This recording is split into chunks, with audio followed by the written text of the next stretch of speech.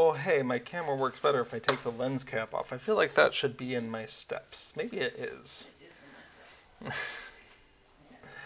Okay, and I think I've got volumes worked out. Okay. Well, in that case, hello and welcome to Plugin Along, a stream dedicated to LOTRO plugins.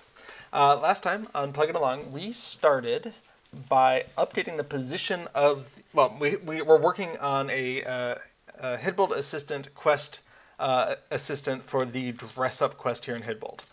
So we know that there's 18 crates spread throughout the town, and we spent some time getting very precise locations for those instead of very rough estimate locations. We've got a cat meowing in the background. And before we get started, I think Little Redhead wanted to show off some yarn. So bring it on over. All right, so this is a cake of variegated yarn. And it's the same as the other one that the shirt's being made out of. It's the same type of yarn. It's the same, like, it's from the same people. All right, so this is Dahlia Summer. It is 100% cotton, and the whole yarn cake is 200 grams. That's not that much, but it's 800 meters, Yeah, so it's it's actually quite a lot. Yeah. And then this is the sheepies that I got last year. Sheepies. Yeah, but everybody just calls it sheepies. Mm-hmm. And that's the one. Sheepies. Yeah. And you show the inside though. Yeah. So this is the one that was that winter event where it was like, and it's like little trees and. Cute. It comes with little things. charms. It does come with little charms. It's very cute. And so this one is, how big is this? Well, 60% cotton, 40% acrylic. That's normal for them. And uncertain. Okay, I'll figure it out in a minute. But then it came with these two that are like matching accent-y kind of colors. So the brown is like an accent to go with the green, but then the light green it matches that green, the light green on there. This is a really sharp transition too, because it's going from a dark green to a white or maybe an off-white here. Yeah. So it's much more noticeable probably. So this is the one where I haven't made the thing yet. Here, I'll look and see what this is in lengthwise and stuff. Fantastic. And I'll put it in the chat. Okay. Pamela says, those are nice. I really like the dark green. Yeah. Yeah, I'm a big fan of green in general in crafting, so that's pretty cool. A friend of ours went to a yarn event in Germany where there was a bunch of hand-dyed yarn for sale. And it was cheaper than if you just bought it like online because it was an in-person sale. But it was still noticeably like, I don't know, 20 euro per skein or something might have been what she was quoting. And it's like, that's a lot. I appreciate all the hard work and effort that went into it. Yes.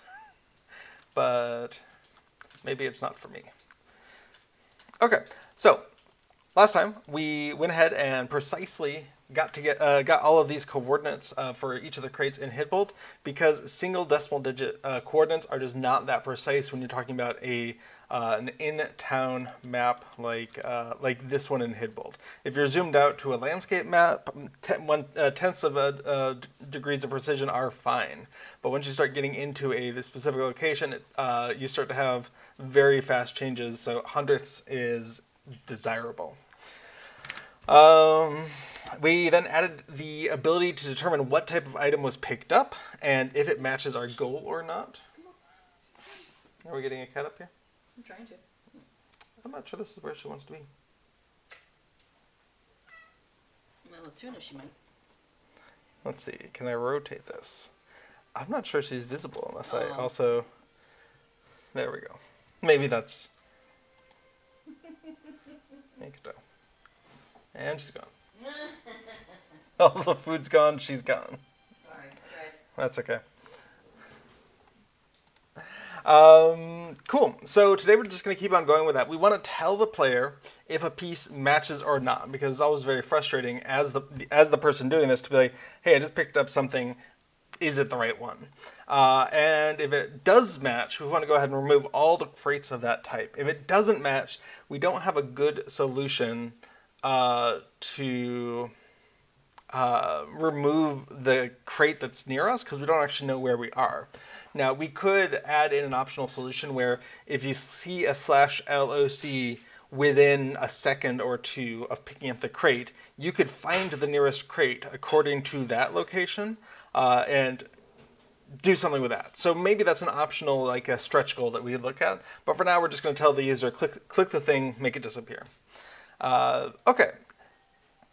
So, quick refresher for anyone who doesn't know. Rebuilding Hytbold sends you off to the four sort of capitals of each of the regions: Aoworth in Entwash Vale, Cliving in the Norcrofts, Snowburn in the Sutcrofts, and Harwick in the Wold.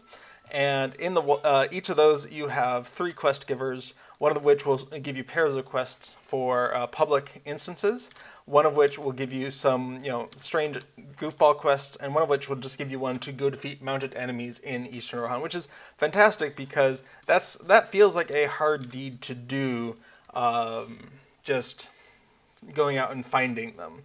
So it really helps with your Slayer deeds for mounted enemies in the Eastern Rohan. So the sort of oddball quests in Harwick, one of them is doing a race around town on a hobby horse. One of them is playing Rohirrim Bandits, which is kind of tag, and one of them is this dress-up quest. And when you're doing the dress-up quest, the goal of it is to wow, that's a lot of the same type of outfit, is to dress yourself up the same as this dress-up model, by going around and collecting pieces in crates. So we are about 4 minutes before the hour. So I'll go ahead and match this outfit, but I am expecting it to change in a couple of minutes. And once it does, it should be good for an hour if the pattern holds. All right, so that looks like the Regal gloves. The pants look like the Regal pants, and the boots look like Winter. So a lot of Winter and Regal with just one Balladeer. Okay. So this is how we're going to tell the plugin what items we're looking for, is with this system here.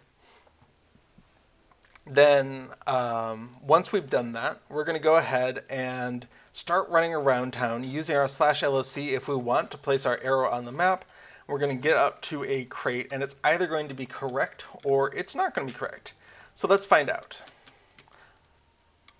So I examine the crate of gloves. You found and donned a piece of clothing. Now we don't have any of our debug output in there, but we can tell, the plugin knows that we just picked up gloves of the Winter and that we were going for gloves of the Regal. So this is where we want to go ahead and announce to the player that that was the wrong one. Little Redhead says about the yarn, I love those Schepia's colors too. They're so soft. And I'm off to grab my salad with tuna. The cats know. Wish me luck. And Pamela says, Godspeed. The cats are very motivated by the things you would expect them to be motivated by. Meat. So fish and chicken. Casper, also a big fan of soft cheeses, which is probably not good for him, but he's very interested in it. If it's too hard, like if it's a Parmesan, he'll think he's interested because it's cheese, but then he'll like sniff at it and it's like, oh no, that's not interesting. But the softer ones, the brie cheeses, and things of that ilk, that gets his attention. Okay, so let's start looking at some code. Now that we've kind of caught ourselves up on where we were. Oh, I opened the box again. So let's go ahead and share my desktop. Not a lot different. And let's go ahead now and get some code up here. So the Hytbold plugin already had alert, and I don't know why. I'm very interested, actually. Does anything else use it? No. But alert is, Hytbold, the Hytbold plugin, Hytbold Assistance, is by Galahad. The alert library is also by Galahad. So it may be that Galahad had plans to use it and just dumped it in automatically. Uncertain. Same thing with the dropdown. Actually, dropdown is also by Galahad, and it is actually used. So it makes sense for it to be here. So the alert, this class creates an alert window, a short message displayed in the center of the screen to inform the user of something.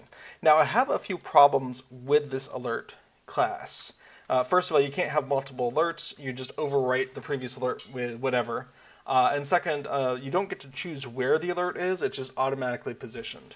But it's easy to use. So we're going to start with this, and then if we feel like it someday, we can fix it. Okay, so what does alert.create do?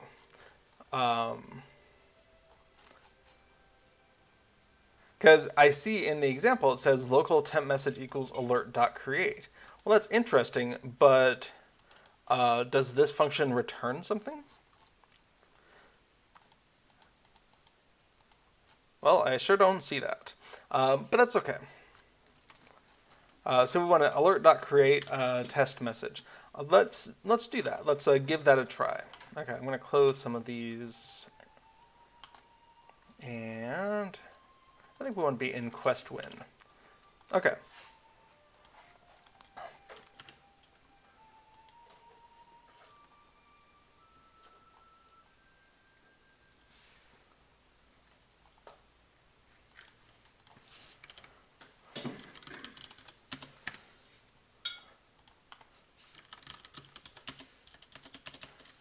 There we go. Okay, so when an effect is added, we want to go ahead and say something. So let's go ahead and start with just alerting on that comment. This is it. And alert.create, oops.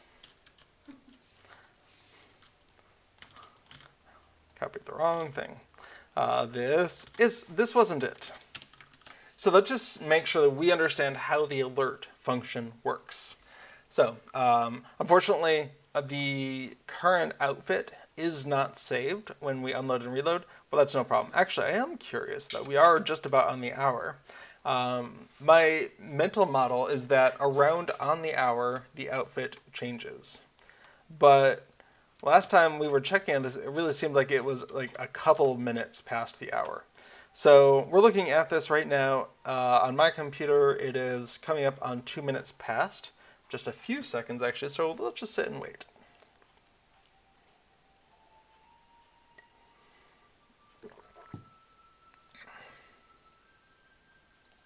Server time is a couple of seconds behind because it still says 01, it would appear. Give me seconds.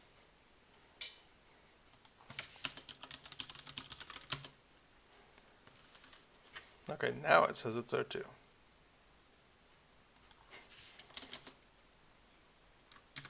You can do /server time to see what the current time on the server and the time on your machine. Okay, so we're not seeing it moving at 2 minutes past, so we'll be back. Okay, so I've unloaded and reloaded the plugin, and so now when we get an effect added, we're going to go ahead and put something up on the screen. Okay. Now, first problem, we can see that the location on the screen, not good. It's right underneath the textual notification, which doesn't seem to be movable. So the first thing we want to do is maybe come into the alert window and be able to change where it is. So message window, set position. It's automatically trying to be in the exact middle of the screen-ish, but maybe we can go ahead and say left top. And we want to go ahead and process those. So if not left, then or if left equals nil. Let's explicitly check for nil. So the position that we want is left equals this. But we can see that the width here is being based off of message window. So let's back up a bit. Local width equals, and that width is going to be the width of the display minus 500. Okay, I like spaces between my operators. And we can go ahead and use that both here and in that call there. In fact, local height equals 100. We can go ahead and hoist that out. And now set position, we have left. And if it's not overridden by passing it into the function. We'll get it here, and we can do the same thing.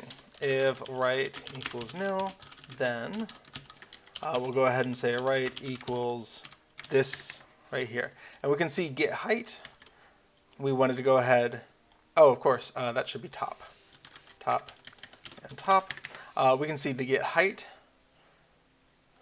Right there, we want to replace with height. Now,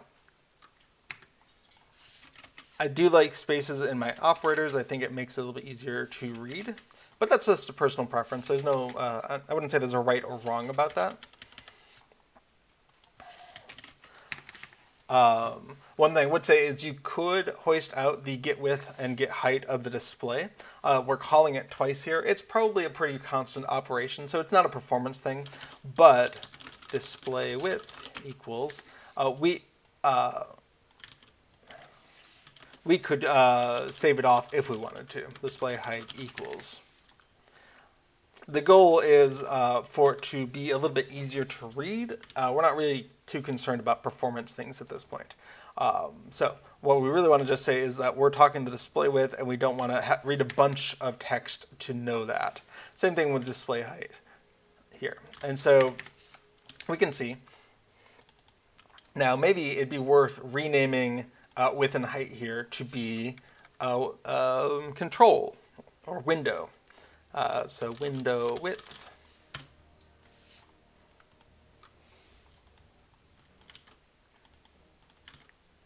and window height. Okay, so now it's maybe a little bit easier to see. And same thing with left and top now. Maybe it would make sense for that to be window left instead of just left. And window top.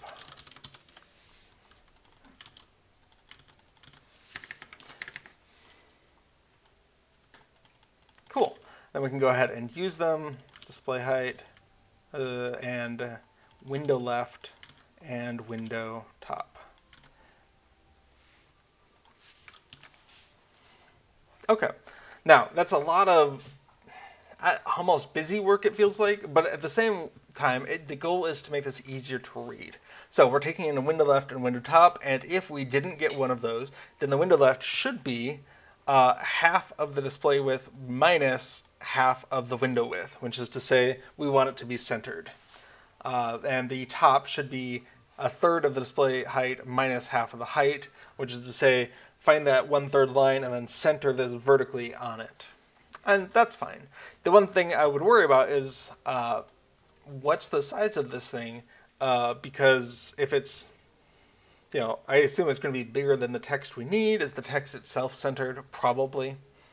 Text alignment, we can see UI context alignment middle center. Awesome. Okay, so we've now set it up, hopefully, so that we can move that thing up or down. So what we really want is,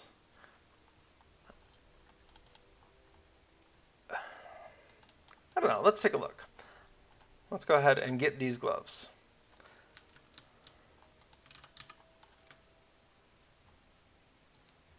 Okay, well, something has definitely gone wrong because I don't, oh, it's down here now.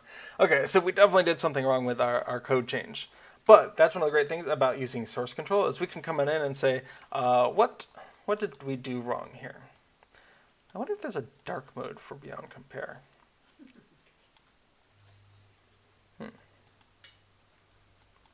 About? No. View? Well, that'll be a later question. Okay, so we brought in window left and window top, and set size. Oh, well, we can see right there, we're using display width and display height. That's not good. So let's come back into the code. Set size, that's why we name these things. That should be window width and window height.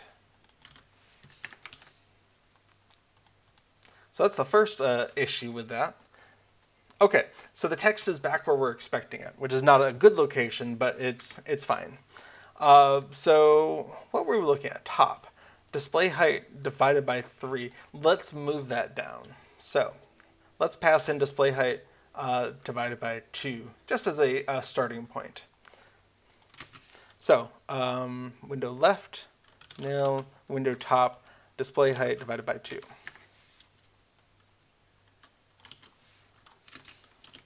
Okay. So we've added in a custom position maybe. Let's check that out. Awesome. We can see right there, this is it. Now that's probably further down than we need, but that's fine. There's also a question of maybe optional colors. And I feel like the version of Alert in Festival Buddy is has more options than this. It's maybe a newer version of Alert. But this is just, a starting point. So, let's see, color. Yeah, we can see there's no customizing of the color. And that could be a thing that gets passed in. Okay, so that was the first thing. Now, so what is that? Gloves of the Winter. So if we change what type of gloves we're looking for, now we're looking for Regal. That wasn't it. Come on into the Balladeer. That wasn't it. Back to Winter. That was it. Okay. So I'm just going to satisfy my curiosity, come back over to the model, and see if things have changed. Things have not changed. Okay, so my follow-up theory is that it does change on the hour, but when that hour is just an hour, hour increments after the restart of the server. At least it doesn't look like it changed. Yeah, okay. So that's my current. That being said, we don't actually care quite yet what it actually is. So what we want to do is have some messages, and these should be localized messages. So we should be thinking in the strings, some things. So let's see, quest strings, great. Probably.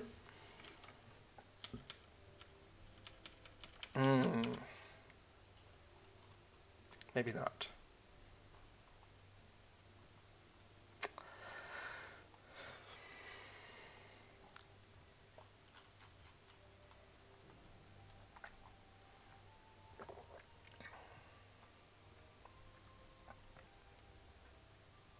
This is very much on the core Hytbold screen here.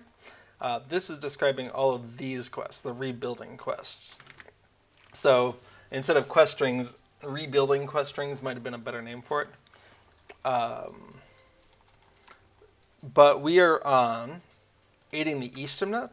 So if we make an aiding quest strings, that's probably going to be okay. So let's come on in to Hytbold and make a new file. These are going to be aiding quest strings.lua. Except I do want them to sort near other things that are like them, so I don't have a bunch of strings scattered about. Optimally, they'd all be in the same subdirectory. But for right now, we're going to go ahead and call it quest aiding strings. Maybe even better would be strings quest, strings quest aiding or aiding quest. That way all three of these would sort together because they'd all have the same prefix, or stick them into a common subdirectory. Either one of those would be better than just having them sit out here. But for right now, we can see that we've added a new file, so we do want to remember to go into our main.lua and quest strings, and wherever the old one was, go ahead and just have one for the new one. So this is going to be quest aiding strings. Okay, so it'll be really obvious really fast if we forget to do that, because nothing in here will be visible to the plugin, even though it'll be visible to our IntelliSense in Visual Studio Code here. Okay, so we probably don't want to deviate too far from the format of one of the other files. So quest aiding strings will be fine. And then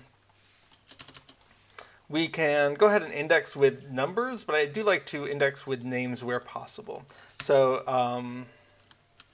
quest aiding dress up equals 1, and then we can use that as the key into this. and here's where we can keep some strings. So correct crate correct equals, and then how are we doing strings in other languages? Okay, we're indexing with English or French, or okay, we can do that. So English equals, and this is going to say something like, you found the correct piece. But it would be nice if we were able to announce which type of piece it is, just for completion. So we could actually have like well, it wouldn't be like this. It would be more like this. We could say this is actually going to be something to be passed to string.format. Little Redhead says, update, I've managed to avoid prolonged eye contact with the cat, and he stopped begging for tuna for now. And instead he's sitting over on that cushion, waiting. Mm-hmm. Okay. So we can say, you have found the correct string piece, and expect to pass that to string.format.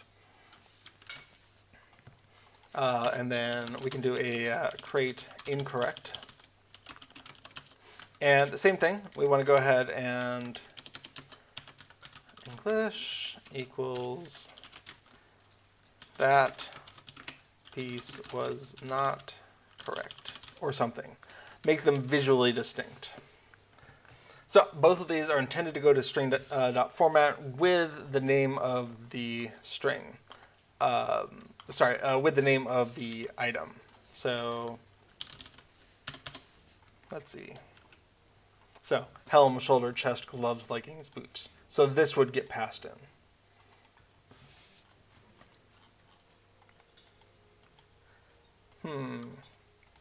Or something. Have to think about localization for this one. Little Redhead says, true, he is waiting. He knows that my attribute, sucker equals yes, is still in effect. I'd call it a status effect, yeah. Okay. Cool. So let's see if we can use these strings now that we have them.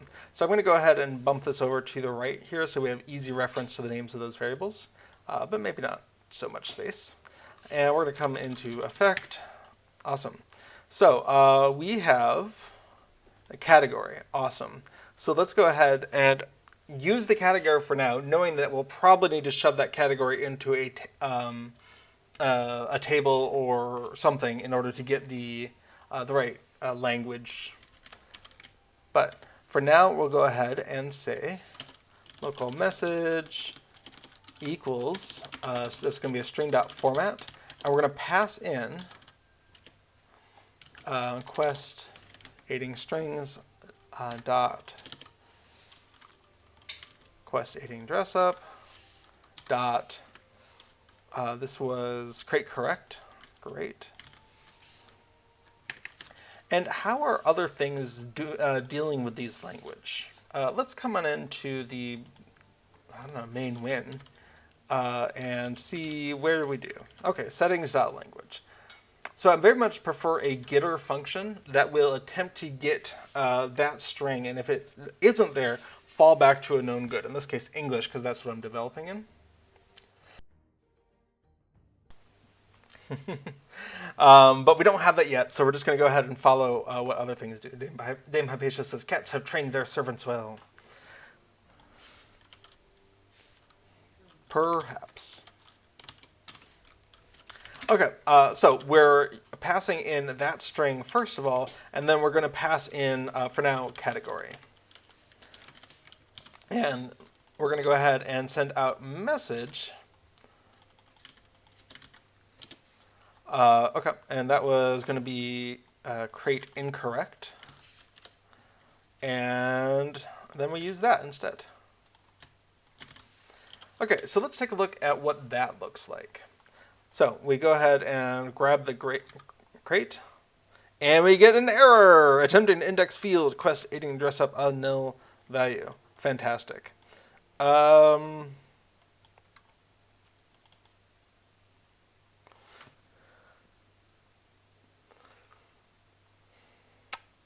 but why is it a nil value?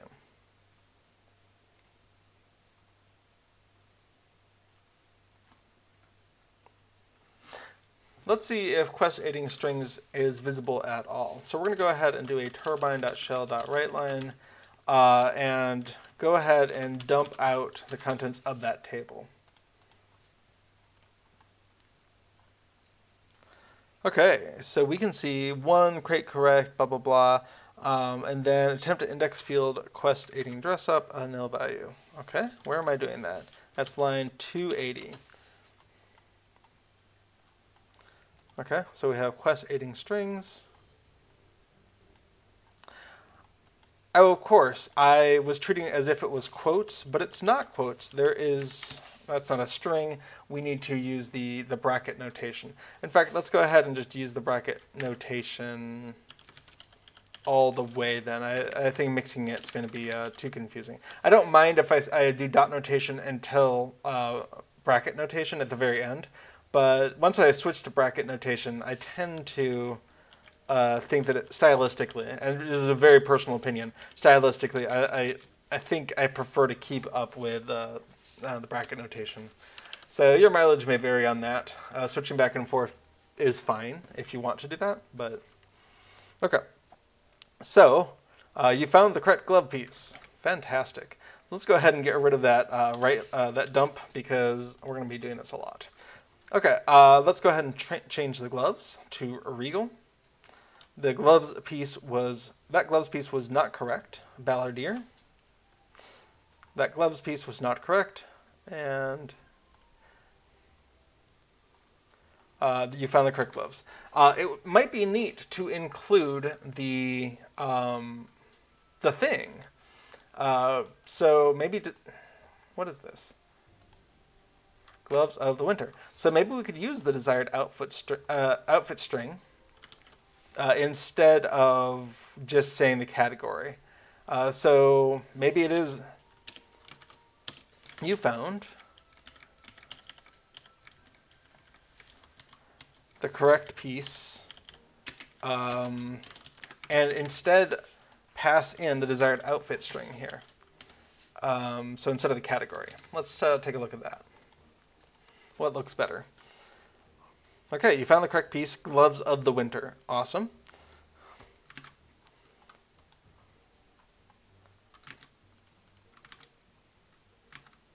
And that gloves piece was not correct. Maybe that's fine. We'll start with that. But we do want to say, click the crate to remove it from the map. Can we maybe put a new line in here to help with that? So let's go ahead and... Okay, that gloves piece was not correct. Click the crate. Whoa, that goes really fast. Click the crate to remove it from the map. Yeah, customizability of how long it takes to fade might also be nice, but we'll leave that for later because, again, the alerts in Festival Buddy seemed much more developed, so we'll probably be importing that over at some point. And when I say that, I should probably write it down. Yep. Pull in the more advanced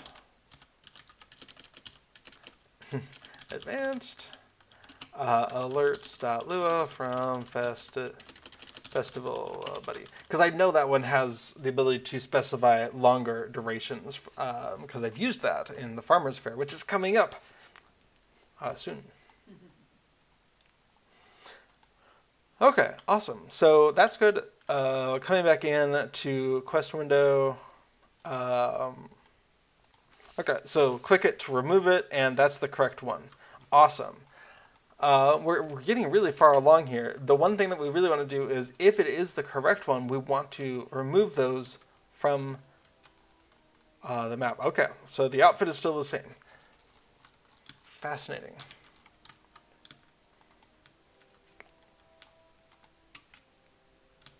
I have multiple competing theories about the timing for the outfit change, and so the more data that I can gather, the more I can narrow down on which one of those is plausible. For instance, if no one is in the Wold, especially Harwick, then it's quite possible that this area just isn't really loaded into server memory. And when this area is loaded into server memory, that's when the hour timer starts. So if Ardo was the first one in here for a while, and so her work had been unloaded from whatever server memory needed to have it loaded, then Ardo's presence could have triggered the sort of the start of that hour sequence. And so if that's the case, then well, we're coming up here. Or maybe it's a 2-hour reset, and I've just haven't noticed it. So many options. One of these days, I need to just park a character here and just film it for 12 hours, and seems like a waste of disk space. So I'd have to remember to delete it afterward, but just narrow it down. Okay. That being said, we want to go ahead and deal with hiding things. Now we know how to hide things. Because we were setting a click handler with the map. Okay, that's all the carousel stuff, the map control here. So let's go ahead and find click. Mouse click. Okay, so we know how to hide a dot. But what we don't have right now is the a lookup for the dots related to this category. Or maybe we do. Let's come take a look at this. Where do we save off those dots, if anywhere? All right, so here's the crate locations. How are these used? Okay. Oh, in that very area. So this is where we add this, and so we save it off in the control for the crate locations. Okay. So we should be able to create these keys, Helms 1, Helms 2, Helms 3, in order to reference the control for that. Okay, that seems plausible. Let's go ahead and get a both of those in view so we can think about that. Okay, so what we want is to set the dot visible to false for each of the three. Garsfeld says, hello from Norway. Hello. You are in a very similar time zone to me sitting in the Netherlands. So, good evening. And it's raining here. Our biome is wet. Okay, so the effect name, if that was it, it's a match. No match. Let's go ahead and document those. So what we want to do is hide each of the crates associated with this category. So we can be very lazy and say local crate name 1 equals category ... 1. We could do this, but we'll probably just do it in a loop, right? So for I don't know, n equals 1 to 3 do, right? And what I don't remember in Lua is this going to be an inclusive or exclusive? But it doesn't matter. Turbine.shell.writeLine. We can just find out n equals n. Let's go ahead and spit that out and remind ourselves how Lua does loops. Okay, you found the correct piece. N equals 1, 2, 3. Perfect. So what we want to do here is we want to get that control. So local, key name equals. Do we have category? We have category. Category ... n.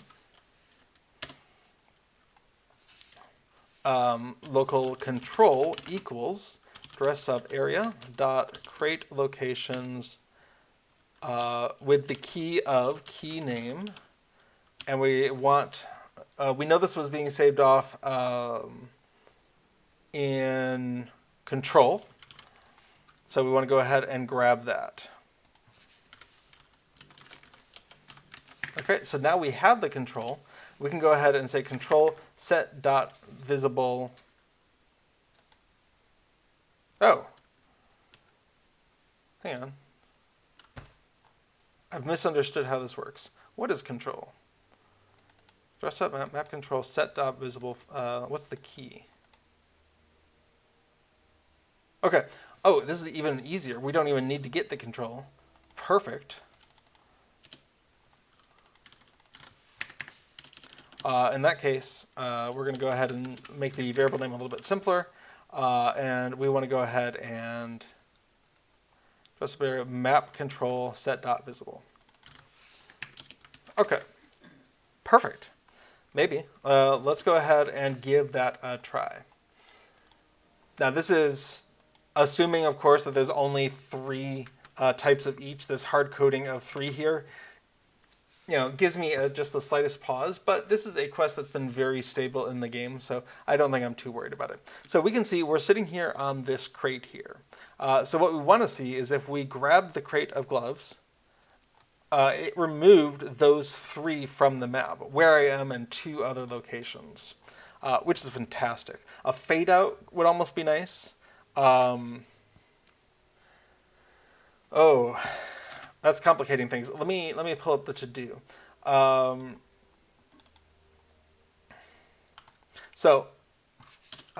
Enhancement, when a dot is removed, change its color and fade it out. So we already have some fading code for the map cursor. This might actually be really easy. Hang on. Let's go to the map control. So for the map point update, we have some code here to fade it out. And we could hoist that. We could. Let's think about that. All right, add dot. We have set dot visible. Yeah, if that is false, we could, instead of directly setting it visible, we could go ahead and say it wants updates. And have it be the same kind of thing here. Okay, map point.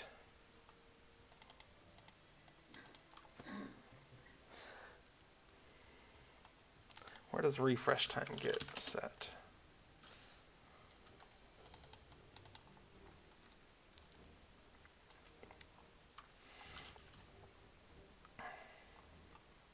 Okay, so it would actually be more like this. Dot control dot refresh time equals this, and tell it we want it set wants updates. But then when we create it, we need to create it with a dot update function. Now this is going to be pretty identical. So this is where we would say function map control fade out update fade out, and we're going to take in a control, maybe. Let's assume so, and hoist out the code in here. Okay, so the first thing is that control needs to be there. Decay times seconds. Okay. Let's say that's going to be self dot decay time seconds equals 5, self dot decay delay time seconds, and then these places that use it already, let's go ahead and update that. But down here we can do the same thing. Okay, but again, we're going to use control instead of explicitly calling map point. So that one's updated. Okay, we may have just hoisted that out. And we can easily tell if we go ahead and say self update fade out with, in this case, map point. We know it. Let's go ahead and delete that and just come back in and load that and take a look at this. 2, 3, 4, 5. We can see the fading out happened. Awesome. So in that case, we can do the same thing. We can do update fade out. We can hoist this whole thing. We want to set an update function when we add the dot. Dot update. We're going to just go ahead and say update fade out dot. Perfect. and we just need that refresh time. We've got it. Let's give that a try. So if I click this dot, well,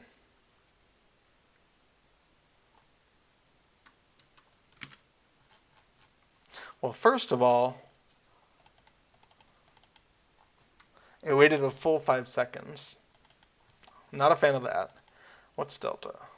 Okay, delta is the game time minus the control refresh time. Let's go ahead and get this created gloves.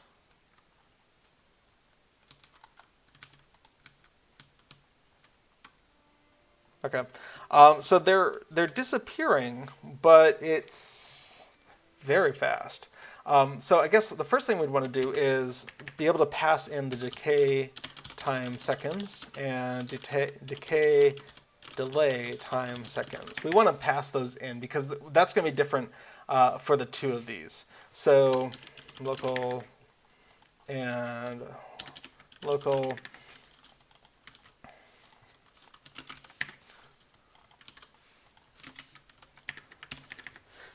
Okay, and so that update function here will no longer look at self for those. And when we call update fade out over here, let's go ahead and give it the same 5, but no delay. We want it to start fading out right away.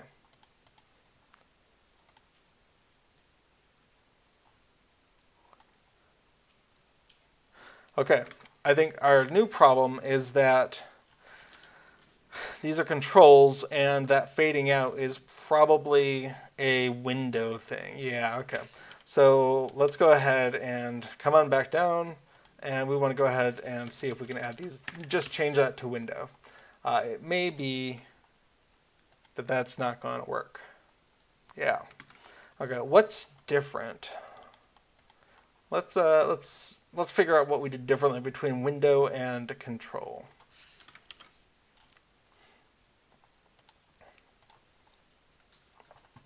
Okay, set parent self, sure. We have a set size, we have a set background.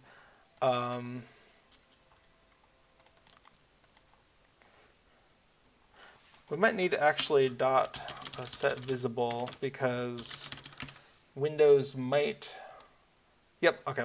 So Windows default to not being visible, controls default to being visible. So if you didn't call out explicitly that that control should have been visible, you might not get what you want. Oh, and what's even cooler is now that they're both windows, that arrow's underneath the chest, which is very desirable. So I can click it. Awesome. Last thing we want to do is we want to change the color. Now, I don't have a different color of that, so we're gonna have to make one. So we're gonna come into our file browser, Documents, Lord of the Rings Online plugins, and let's go to Galahad Plugins, Hytbold, and let's look at the resources. Do we have? Okay, in quests, dress up. In here, we probably have the map blue dot. Awesome. So we're gonna go ahead and open that up, but I'm curious if our source files. We have a map blue dot.png. All right, fair enough. Let's go ahead and open that up since that's the original. I assume TNGs are lossless, like PNGs, but I don't actually know. They could be lossy.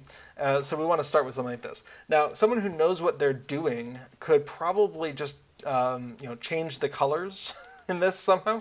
Colors, I don't know, color balance, and just change things around so it's a different color. What I really want is red. I think. Maybe.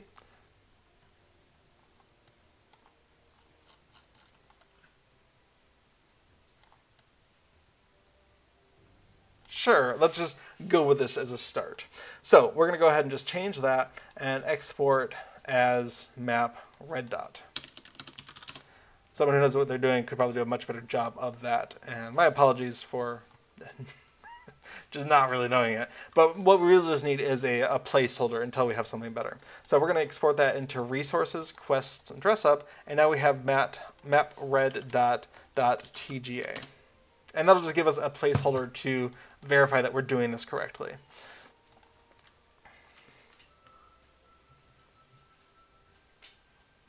Like Arthur says, PNG is lossless even though it can be compressed. The compression doesn't lose any data. That is what I meant to say. If I said lossy, I was reaching for the wrong word. I know PNG is lossless, and I don't know if TGA also has that quality. Whereas JPEG is lossy even at high levels of quality. I think I mean, I guess if you put it at 100%, maybe it wouldn't lose anything, but I wouldn't trust that.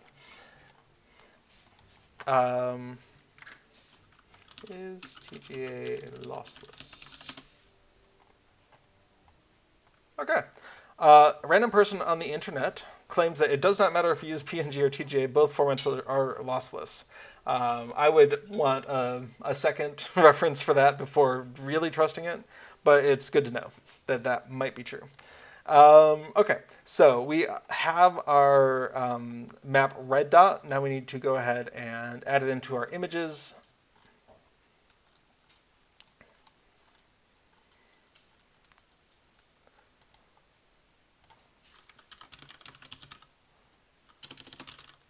Okay, not sure where it is, so let's go ahead and it's just in the map control.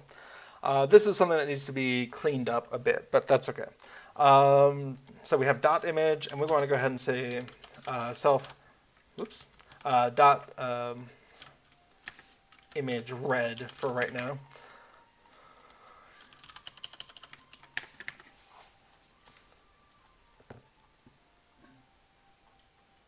Okay, so in that case,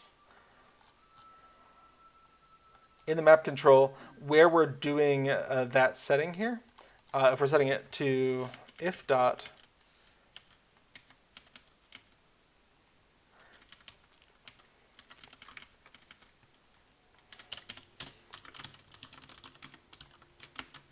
I forgot to fix my logic here.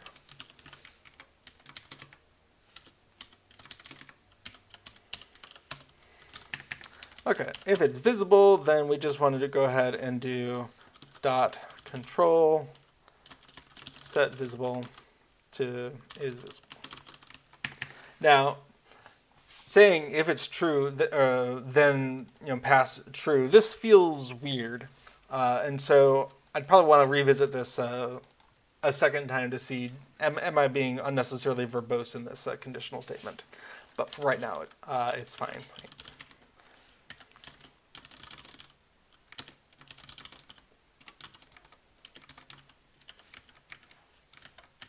Okay, where is this dot image red? That is self. Okay, self dot image red. Let's give that a try here. So first of all, what I want to do is I want to click it. Cool, it turned red, and we can see it fading out. Awesome. And if I get this crate of gloves, we can see 3 of them turned red and started fading out. I think that's really nice. 5 seconds might be a little long for that, but I think it gets it's what we're looking for, or in the ballpark. Okay, so we can see, click the crate to remove from the map. Great. I gotta say, that's like everything I wanted. So let's go ahead and match. I'm wearing matching hands. Oops. That's okay. So helmet. Oh, hey, the outfit's changed. Fantastic. So sometime in the last 20 minutes that happened. I think the entire thing is winter except for the shoes. That is wild. All right. Okay, so just for completeness sake, go ahead and get this crate of gloves. Great. Now, the next thing I want to do is just go to the next crate in this map. So boots, not correct. Click it. Now, there's no way to undo a click right now, so I have to think about whether that's like maybe an undo button or something would be nice. Oh, found the correct one. Awesome. So it automatically removes all of the dots. Okay, let's go look at these trousers.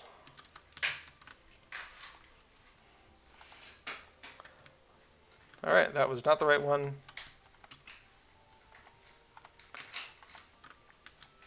All right, creative shirts. All right, click it to remove. And he's going. So You know, the unoptimal route requires you to go to 18 different crates, but in general, it's going to be less than that. Okay, click it.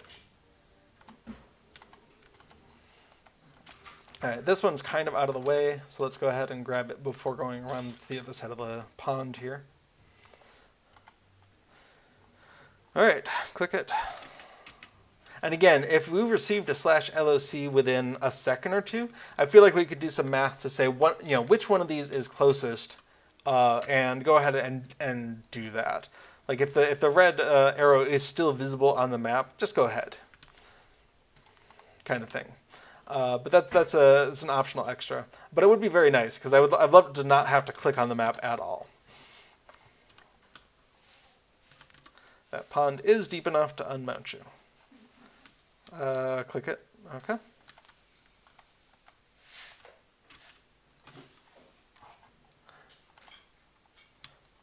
Not correct. Click it. Wow, this really goes a lot faster if you actually stumble across the correct ones early. Yes, it does.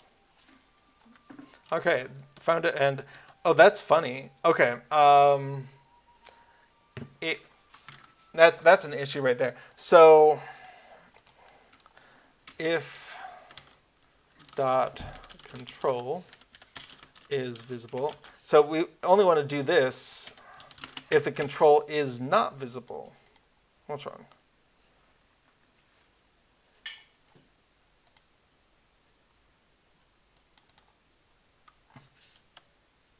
Oh, else if, of course. Not dot control is visible. So we don't want to start the fading out again if it's not visible. Then, okay. So we'll have that for the next time. So we only want to fade out ones that are still visible.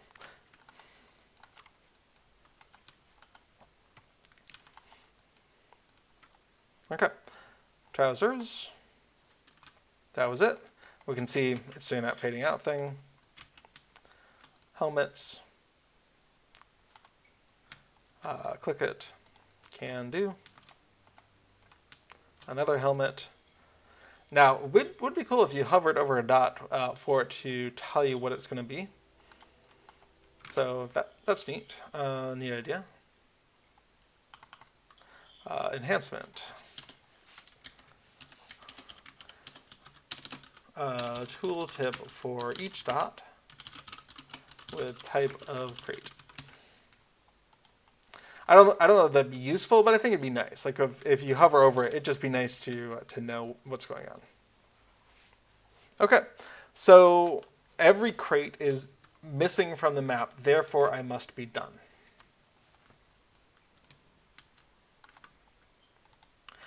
And Athelo says there's something like that in the more map treasure chest over there. We can mark a chest as found by clicking the alert text. Oh, that's a good point.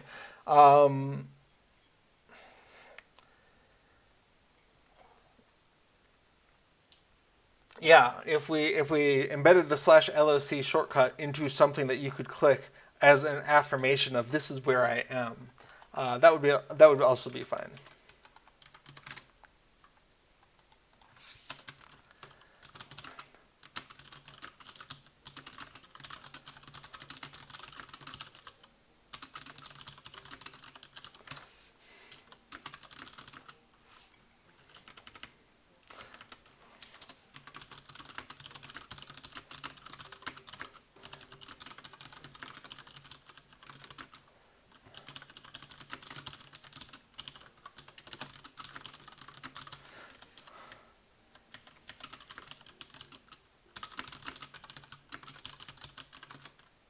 Okay. I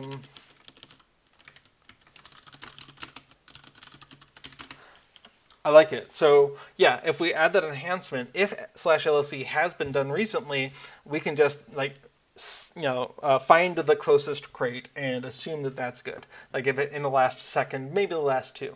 You could even pay attention going forward, and if something happened a second or two after getting the crate, you could use that as well. But I like the idea of also popping something up and saying, hey, click this to figure out where you are. And if, maybe fade that out after a few seconds as well. But if they do click it, then use that. I like that idea. I also am interested in highlighting the pieces that are picked up that are good.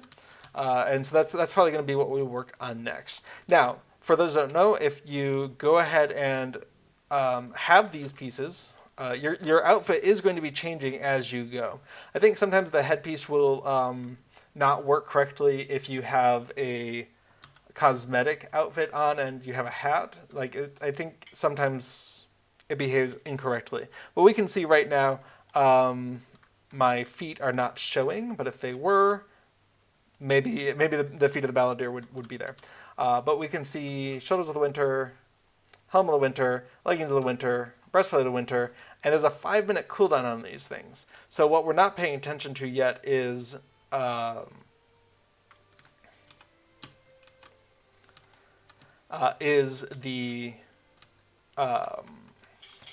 is whether they've expired or not. So paying attention to the effect of leave could be useful. Also,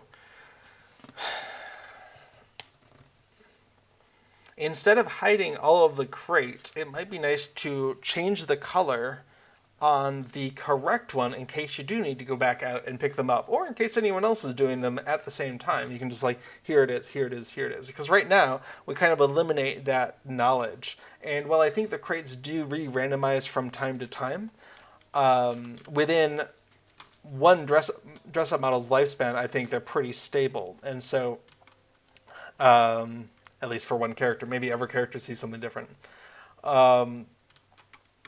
So it would be worthwhile to have that same thing of, oh, I know where you are, so I know which crate that is, therefore I'm going to just color the crate as green or something. Which I guess would mean we should have a green dot if we're going to play around with that.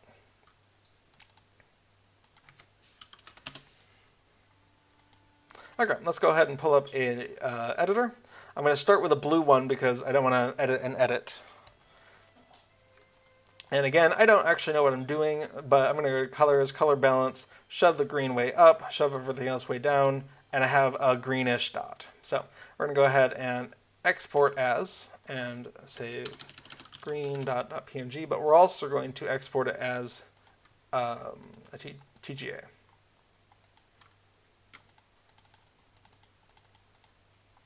Okay, map blue, red dot, map green dot. Okay.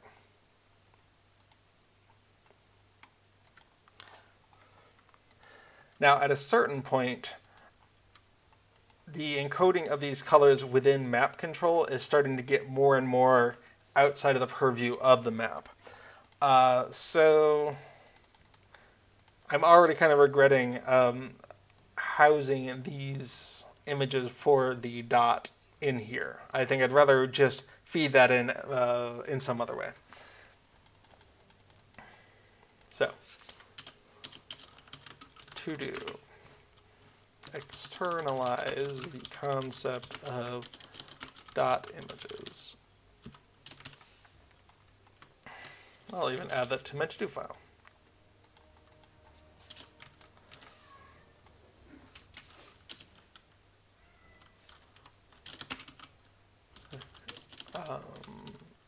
Not sure they belong in map control.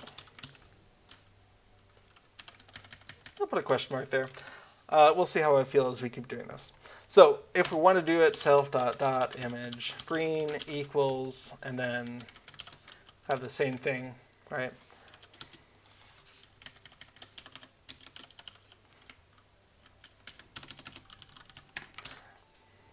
But the problem is now we have to figure out which one is good and which ones are bad. So it's that same thing. If we've had an /LC in the last second or two, maybe we can go ahead and make use of that. And if we have it, or if we get that click eventually, go ahead and proceed from there. I think I'm not going to worry about it too much right now. A full run through town to find the right things usually should take less than 5 minutes, but it does raise the question of highlighting which one of these outfits we have picked up. And for that, we're probably going to have to turn off the debug colors in the paper doll display.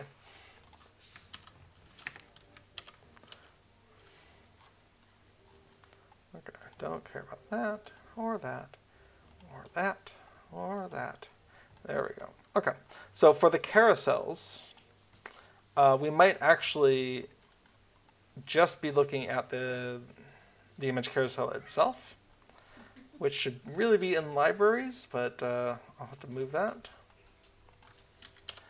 Move image carousel control into libraries folder.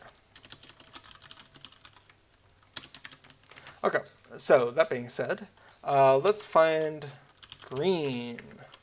Okay, we're going to turn off the set back color green.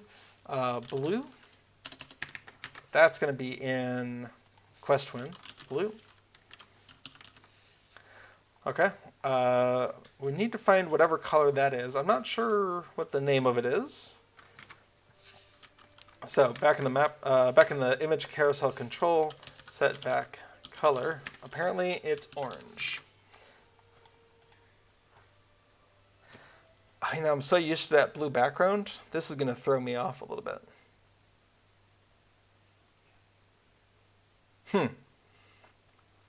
Hey, it's probably fine.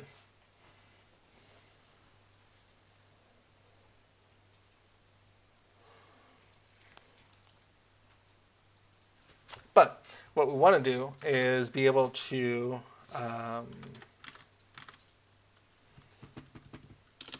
okay, what does orange look like? Orange is the area around it, which is inconsistent. Okay. But that's probably fine. So what we want to do is this image and text control. Are we saving it off? Yes, we're saving it off in image controls. Okay. So we want a helper function to go ahead and change the color.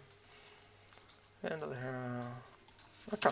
Function image carousel control set background set back color. Oh, but we can't actually call it set back color. Set image back color, and then we just need the something.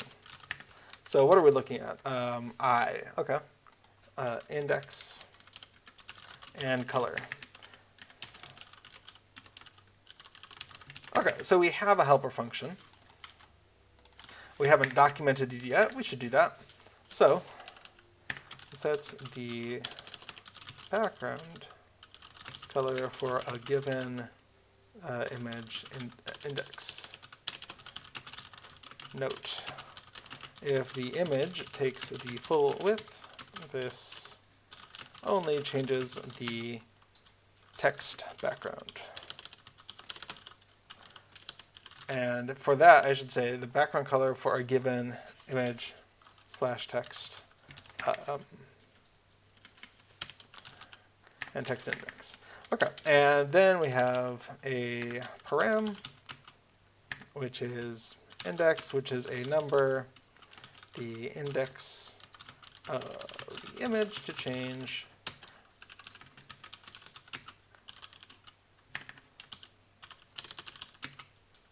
the color to change the background to.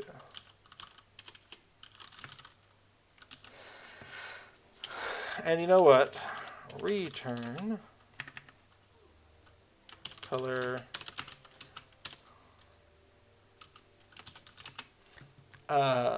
the previous background color. That way you can just, I don't know if that's worthwhile, but I'm going to go ahead and do it for now. Oh yeah, need a return value. So local old color equals self.image controls index get back color return old color. Okay, there we go. So we have documented the function, so future us can look at it and know approximately what it's supposed to do, and we also have a nice little IntelliSense that fills in all of that. Okay, so using that,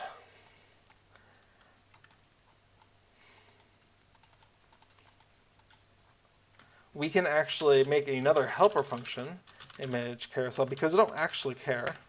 Set current image back color, and we're just going to pass in the color, and it's going to use our visible image index. So same thing, it's going to return self set image back color, but it's just going to pass self.visible image index color. Okay. And that's the one we probably actually want to use. Sets background color for the current leftmost image and text. Note if okay, that's fine. So we're not taking an index, we're just taking a color, and we do still return whatever that other function returns. So now we can just say set the current image to that. And with the category, we can get the carousel, and we can say turn yourself green or whatever. So let's come on back and see what that looks like. So we have dress up area carousels with a category. And so when we come into effect, it's a match. Awesome.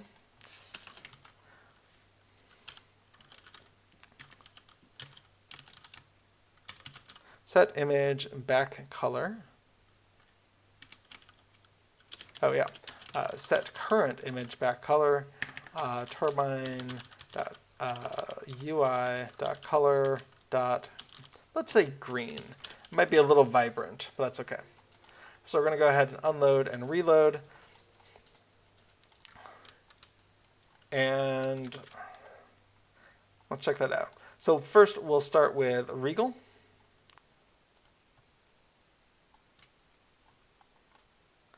Okay, that was not correct. Same thing with Balladeer, I assume. Balladeer was not correct. But Winter, that's what I'm interested in, is a visual indication that the part is good.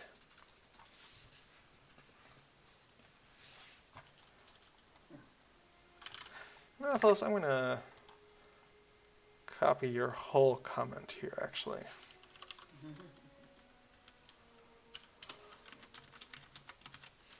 For a reminder later.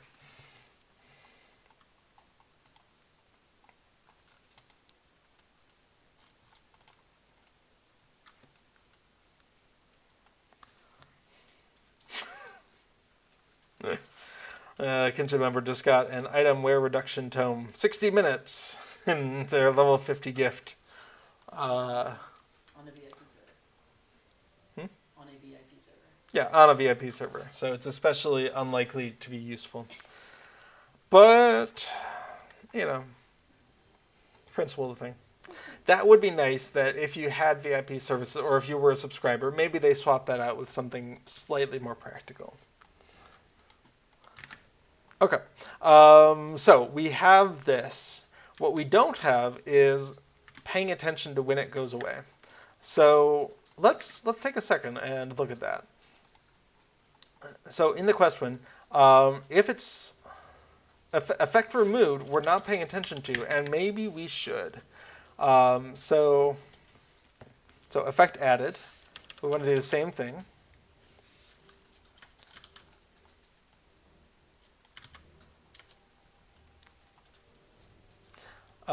Okay, so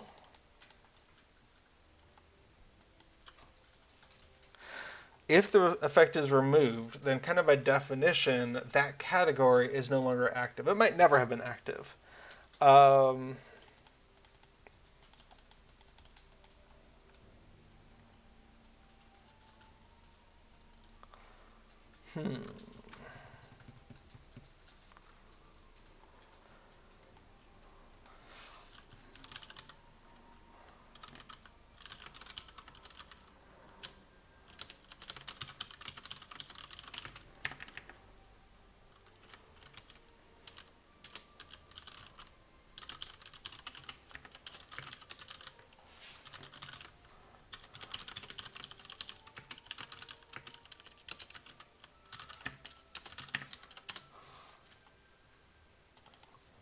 Oh, there's no self. That's so sad.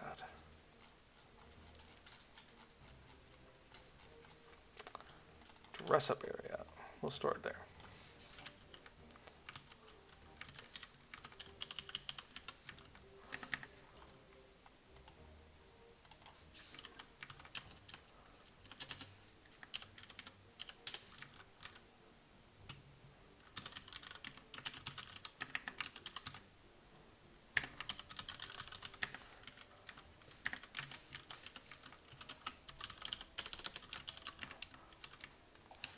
All I'm doing here is trying to account for themes or other issues.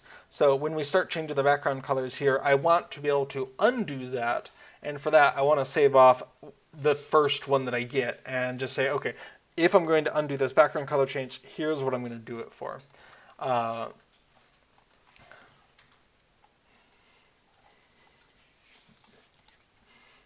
Okay, so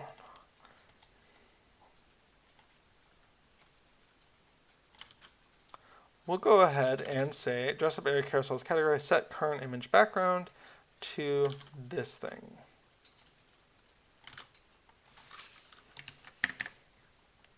Now, the downside for testing this is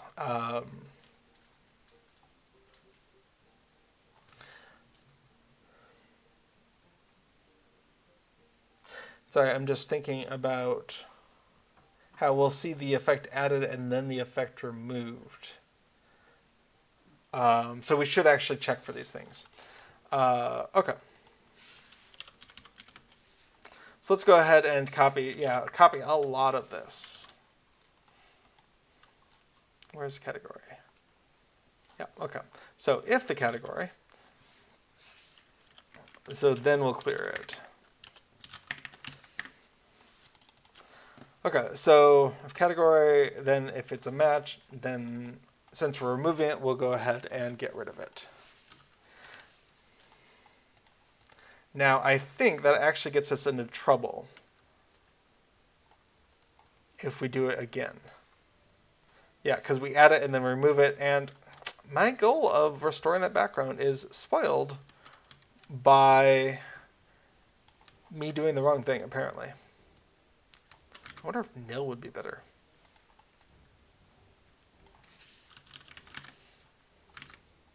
What? Well, I'm going to pass nil even though I shouldn't.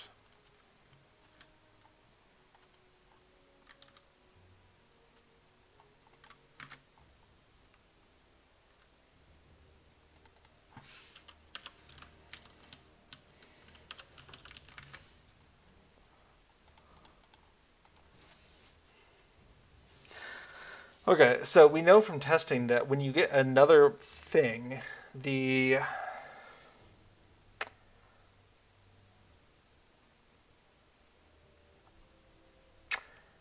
need to start paying attention to the effect ID. If we're going to do this, if we're going to remove this green when the effect expires, we need to be tracking the effect ID. Okay. So what we want to do is, if it's a match, then what we want to do is save off the effect ID somewhere, and so we could store it in the carousel. That would be a place to do it.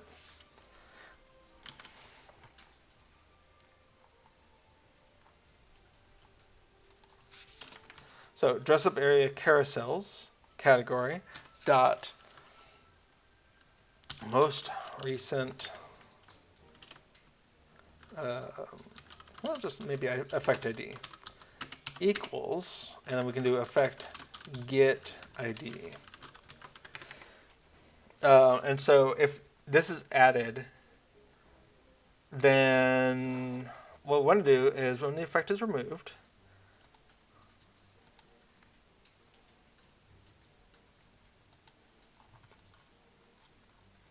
let's go ahead and get some debug output here so we can make sure we're doing what we think we're doing.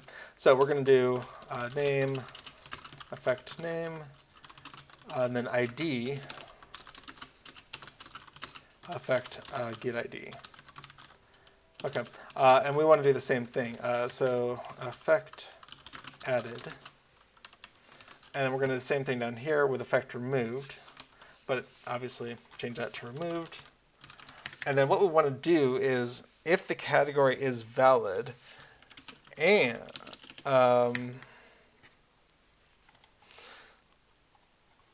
then we want to be checking this dress up area carousels category. Okay, so we have the carousel. Oh, that's funny. Do we have the carousel up here? We do.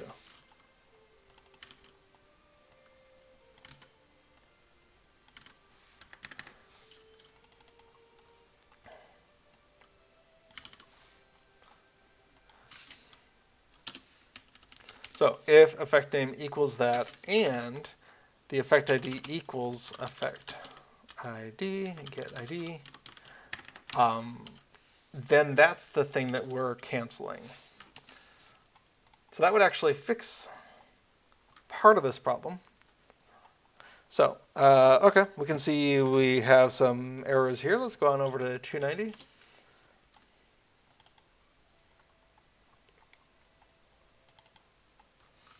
Oh, of course. I was changing a variable, but I didn't change it completely.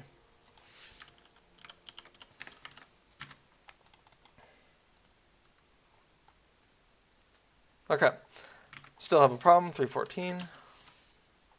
Carousel.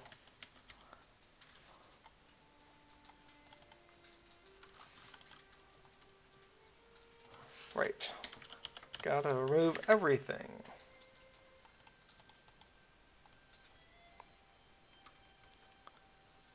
Okay, so we have effect added and effect removed. Fascinating.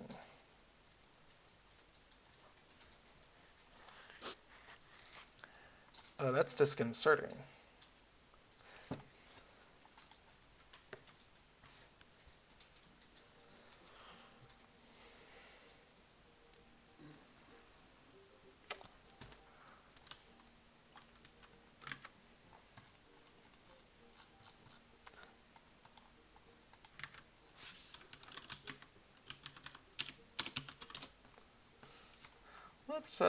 Let's go look at the location of the hand crates here a minute.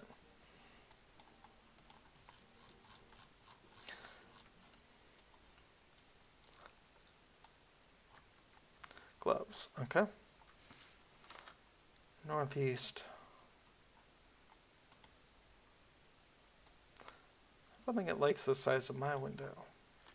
Okay, over by the gate and where I'm standing right now. Okay, let's go ahead and see what happens. See, I'm used to swapping out with a different thing of this, like different types of gloves. I wasn't expecting that it would recycle the ID. Because ideally, it would not do that if you were getting another effect. And this effect is, well, that's trousers. Okay, so created gloves. Okay, so we added gloves of the Regal. We removed. Okay, then I must be doing something wrong with the code that's looking at the effects. So let's check our assumptions there. In fact, I remember this being complicated. So, effect removed. We're going to go ahead and keep that output. Effect removed. And then we're going to go ahead and say turbine.shell.writeLine. We're going to go ahead and dump sender. I feel like sender is the thing or something like that, args. So we're going to go ahead and dump those. Sender and args. And after that, we'll start digging into other things. But I think the problem is that I am not looking at this correctly. Not that it is doing it badly. Okay, so the sender, effect added, effect removed. So we're getting the effect list is the sender. Okay. The args is 1. Interesting. Hang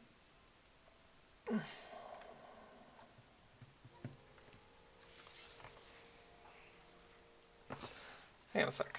Let's go look at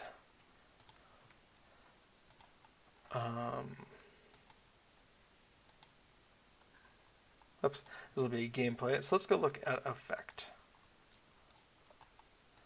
So we have effect added and effect removed. So that's probably an effect list. Cool. Probably.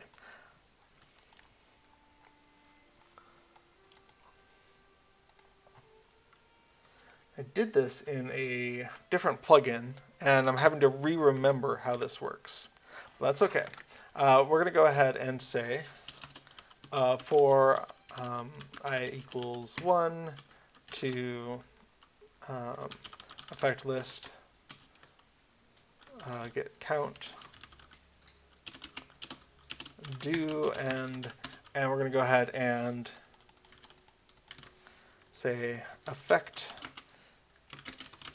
I, and we're going to go ahead and dump the effect list get I. Well, let's actually want to get the name. Okay. So I have a bunch of effects, but we can see Gloves of the Regal, Difficult and Fearless, Story Pace, Gifts Looking, so none of the old one was not. Okay.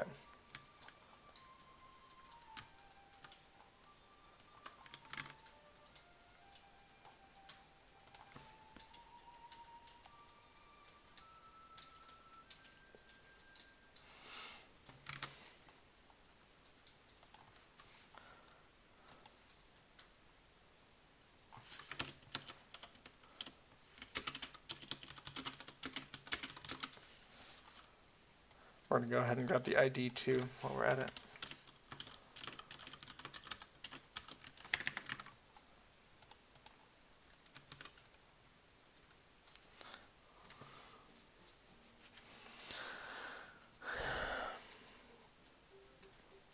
Okay, so that effect is 173660. If I get this again, it does increment. So the removed one, we should think it is 173661.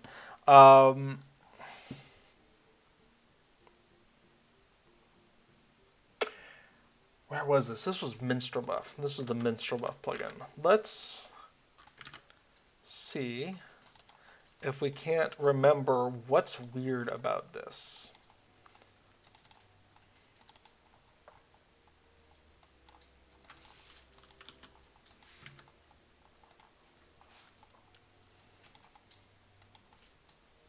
So we're going to open a folder.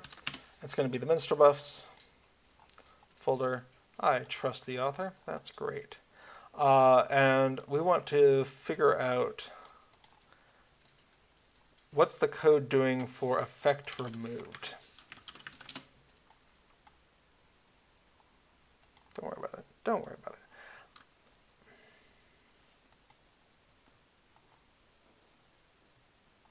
it. Okay. That doesn't matter. Effect removed, callback, sure.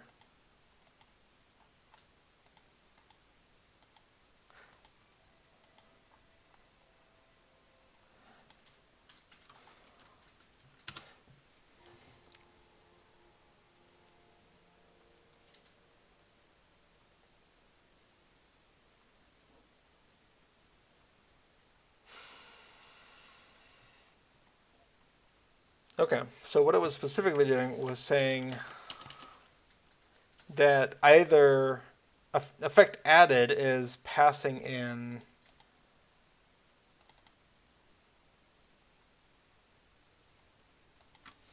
something different from effect removed. Could have sworn it was the other way around, where effect added gave you an index and effect removed did not. Am I going crazy? Okay, let's check our assumptions. So effect added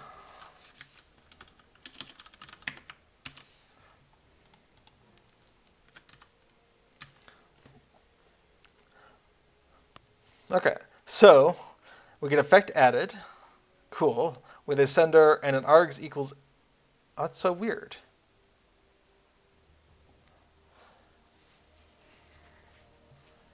We're getting an index for both of them. And that index is very temporary. Like you can't use it for anything.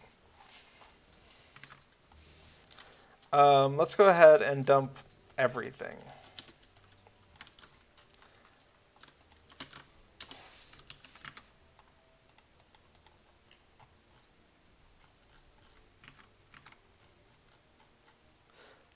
Okay, so effect added. Wait, did I include the right thing? Effect list. Yeah, get maybe. Yeah. Let's go ahead and just effects in effect added, and we'll do that for removed as well because this is starting to get silly.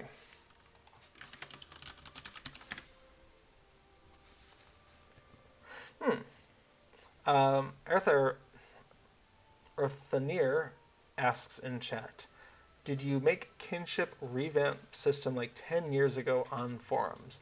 I'm not sure I understand what your question is, but the current kinship system in the game doesn't seem like it's changed much recently. But I'm not up to date on the forums, so if there's any chatter on the forums about changes to kinships, I couldn't help you. I'm also not actually an SSG employee. As Little Red had pointed out, most streamers here on the LOTRO stream channel at Twitch are not actually employees, we're just fans of the game. I, in particular, am fans of writing plugins, which is why there's very little actual gameplay happening here. I don't have a good answer to the question. If anyone in chat is up to date on the forums and has an idea of what that question is over, feel free to jump on in, but I'm afraid I cannot answer. Okay, so we have a little bit better annotation. Let's go ahead and look at this. So we're going to go ahead and open the crate. And after all that red text effects added, we have some stuff. After that, we have Gloves of the Regal in 2 different places. Okay. And we're told that the effects during the removal does not have the 173662. Okay, great. And we're being passed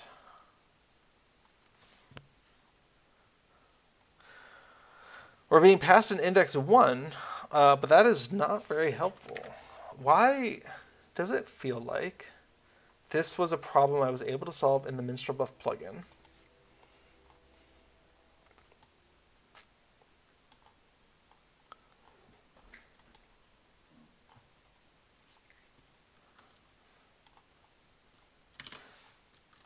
Let's go ahead and just copy this code out for a minute. Oh, Earthanier said, my bad, I saw somewhere the name Galahad in your program, so I was thinking that was you. Galahad did write the Hytbold assistant. You are not making things up. It's right here. I'm working on editing that, and Galahad has given us a wonderful start to the Hytbold assistant. I'm just trying to add some more features to it. When it comes time to release this, I may release a Hytbold Assistant 2 under my own name to reduce that confusion.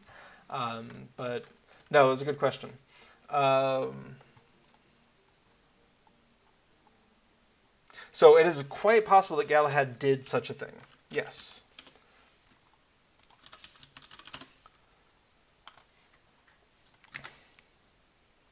That being said, it's a little tricky sometimes to search the old forums because the URL for them has changed in order to make way for the new forums, but you can still get to them.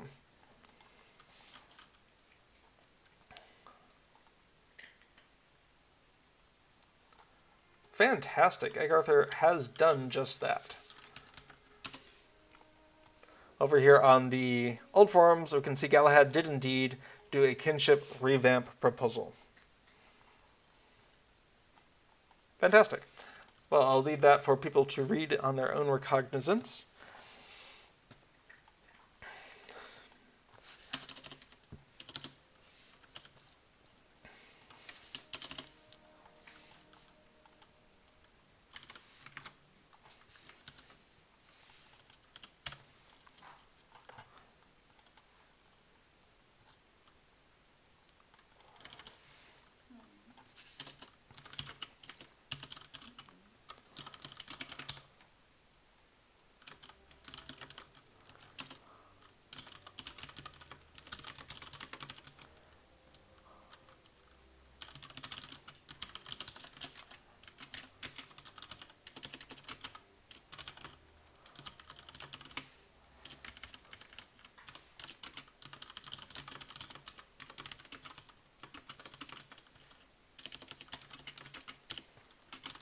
Okay, so we're going to try using this function that the minstrel buff plugin has. We're just doing it after that right line here. Because I'm curious what's going on here. I don't understand.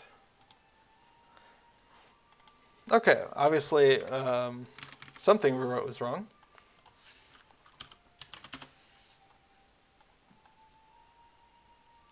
Oh, of course. What are we calling that effect list?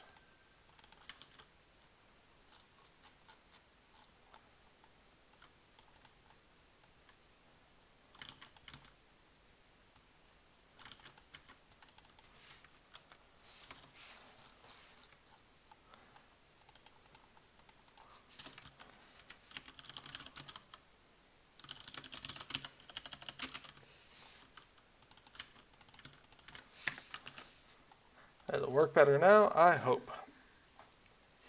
Joshua the Tempest says, how many plugins have you made/expanded on? That's a really interesting question that I don't have off the top of my head. Fortunately, LOTRO Interface is keeping track of it. If we come on over to LOTRO Interface and you click on you can go to a plugin, you can click on List the author's interfaces. And there's a quick little reference here. And we can see, apparently there's 2 pages of stuff. So I have updated the Festival Buddy to be Festival Buddy 2. That was originally Galahad's, which was awesome. I made the deed tracker, which was inspired off the UI design from the Hytbold Assistant, but very much different. Minstrel Buff 2, that was Melida, I think, who did the original Minstrel Buff. Yeah, Melida. But I went ahead and updated it for some new stuff. I should probably deprecate the Festival Buddy extended support now that I have Festival Buddy 2. Minstrel Buff, that patch is also kind of deprecated now. I did a patch for buff bars. Someone asked for it, so I did something with it, but I don't remember what. It was pretty minor changes. I put out the opaque quest tracker, which is just an opaque area you can put underneath your quest tracker to make it more readable. I did a Titan bar patch, but now I think Duriel's doing more active maintenance of Titan bar, so this is probably not useful anymore. I did put out the Hunter Deadly Decoy. If you're a hunter and you like doing yellow line, it'll tell you how much time your Deadly Decoy has left before it explodes, and also how much morale it has left before it just disappears because it's defeated. So you can pull aggro off of it or not based off of what's going on there, or you can just time on when things run over to it before it explodes. That was very useful at low levels over here on Treebeard with landscape difficulty. I don't know how effective the Deadly Decoy is at higher levels, but if you want that information, it provides it for you. I did a patch for the Rich plugin to add in some newer stuff, and someone said there was an issue with Bootstrap plugin manager, and I put out a patch for it. I don't know if they've since patched the original.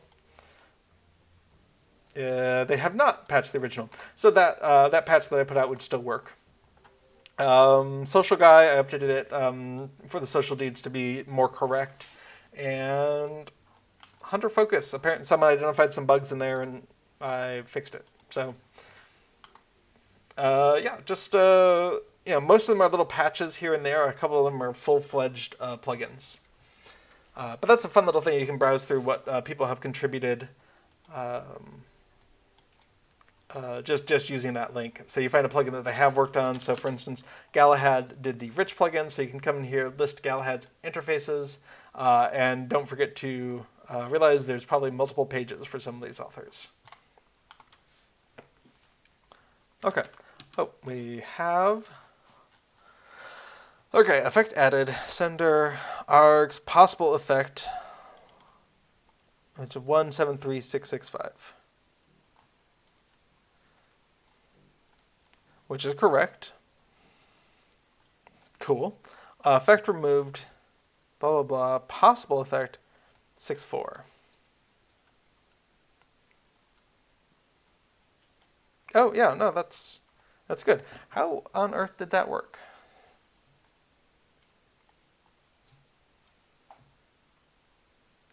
Oh, good point. Agartha points out there's also an author's portal on LOTROinterface.com. I mean, I believe you.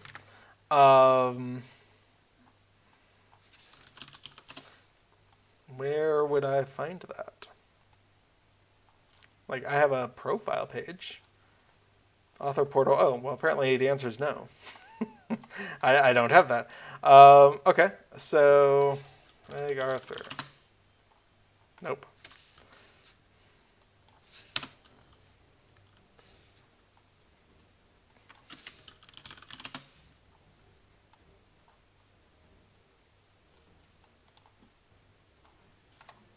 Why is it not finding it?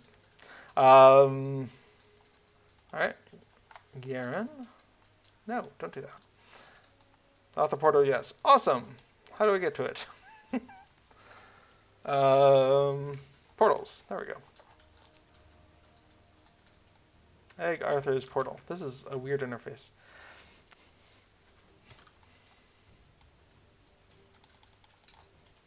There's a content tab. Oh, my goodness. Stuff on the right. Okay, FAQ, bug reports. Nice. Content. Oh, nice. Okay. So just the list of the levels at which you can reforge your weapons. Nice. Very cool.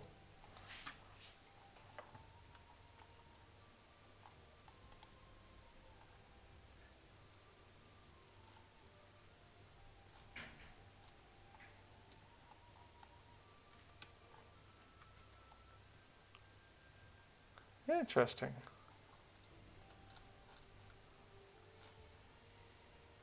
Okay. Well, I like it. I didn't really realize that was a thing. My portal is not turned on, so fun. Thank you for pointing that out, Egg Arthur. Some authors make more use of their portals. I appreciate those who have the time to do so. Is this? Oh, there's 3 pages of them. Nice.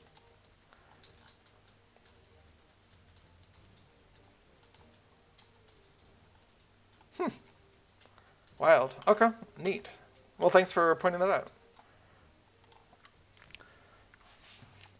Okay.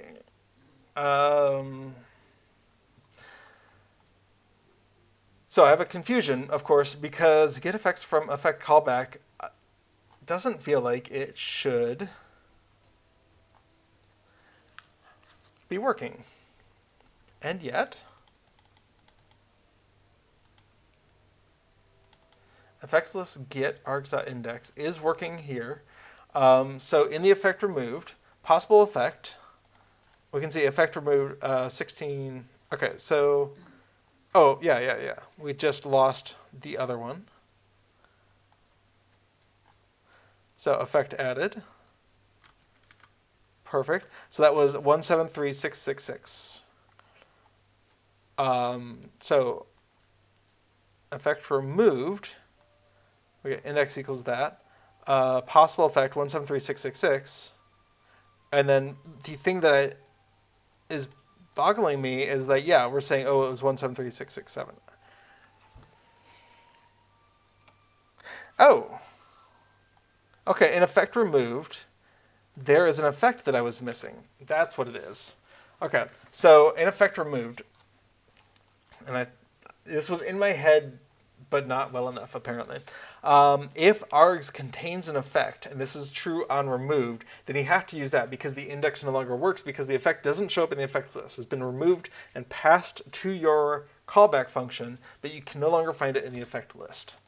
So this is just a basic function. If you take the args from an effects added or effects removed callback, then you are going to either find an effect in there, in which case it was removed and you should just use that because you can't find it in the list, or you just find an index, in which case you have to go into the effect list to get it. Now you might ask, why didn't they pass it in both cases? And the answer is, But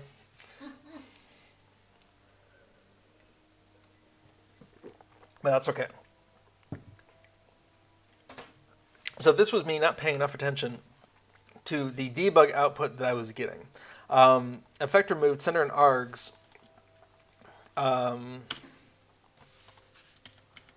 Let's go ahead and get rid of all of that. And we can get rid of the stuff in added as well, I think.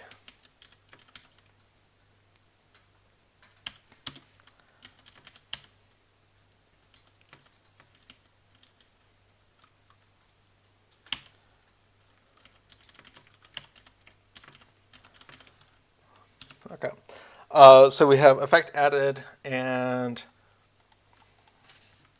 effect removed, but we'll keep the dump information for removed. So if we come in here, we go ahead and effect added, cool, and effect removed. And we can see the sender is the effect list, but the args is... Oh, that's so weird. Why is it doing that now? Okay, there we go. Effect removed, index and effect. So that's coming in. So we can see we get 669, we got 668, we get 670, we lose 669. So that is better. Okay, so a lesson learned. If you're going to be looking at effects being added and removed, you have to pay attention to that. It's possible the documentation even says something about that. Let's go take a look. It does not. Cool. So something to know. Probably numerous people have pointed it out in forum posts and whatnot. Okay.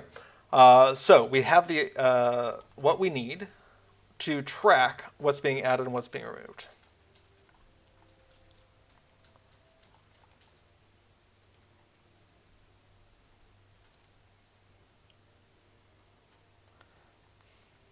Now it looks like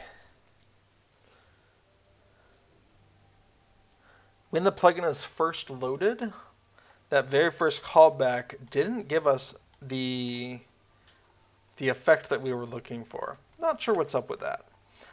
But by using this centralized function, it doesn't matter. We just get whatever we can get. Okay, so what we want to do is say, what are we getting from this? Okay, gloves of the regal.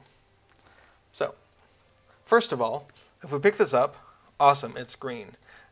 Oh, that's interesting. So if we pick it up again, what we should hope for is that since the effect removed does not match the current correct effect, that nothing happens. Now, if we bypass this crate of trousers and head up the hill to another crate of gloves nearby, what I would hope to see is that we're going to turn off this background. Now, what I'm worried to see is I don't know how to do that without it turning transparent, which I would like to fix. But I know I've done it in the past in some way. Okay, so we can see we correctly turned off the background, but incorrectly it is now transparent. Now we could force it to be black, but if someone has a theme,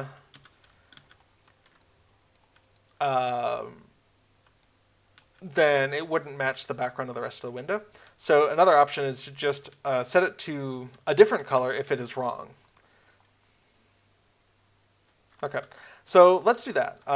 Short of actually figuring out how to do this correctly, let's set it to red if it is not the right piece. Why did I press escape? Never press escape. Okay, so instead of setting it to the default image back color, that didn't work. So we're going to go ahead and remove that.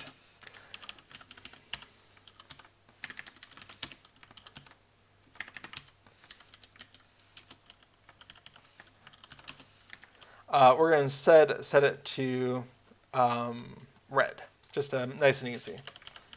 Turbine.ui.shell, nope, .color.red. Now, just using green and red might not be great for anyone who has a strict red-green colorblind deficiency. Those might not be very friendly colors to use. But since this is more for testing than anything else, it's a starting point. Okay, so if it's not a match, let's go ahead and do the same thing here. Let's set it to red if it's not a match or if the effect expires. Okay, so as you can see, gloves is not it. Now we could in fact start with red. That might make more sense than starting with nothing. We'll have to play with it and see as we go through the quest a couple of times and figure out, does it make more sense to highlight them as you meet them or to start them all out as red? Okay, that turns to green. And ideally, we're going to see if we go back and get the wrong gloves, that it's going to turn red again.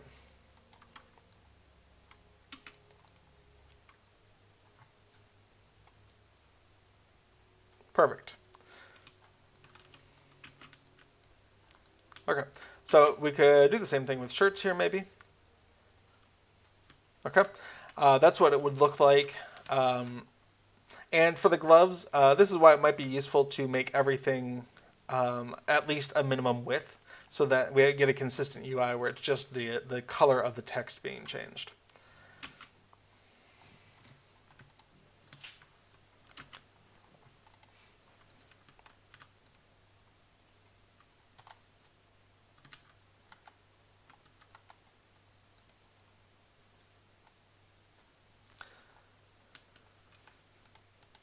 Okay, I'm getting the right gloves. The dots on the map are not doing their thing anymore. Did I break that? I could have.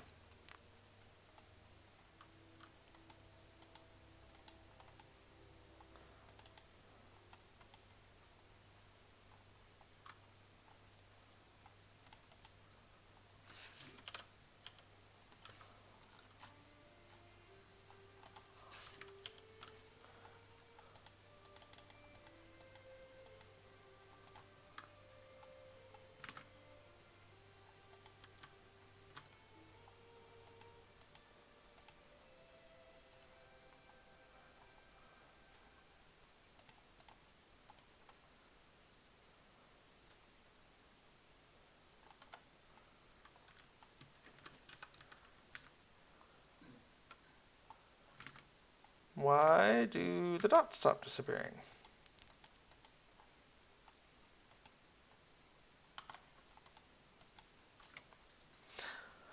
I realize I haven't really been committing changes as we've been going, which makes it a little bit harder to tell what I've recently done to break things. But turbine.shell.writeLine hiding dot,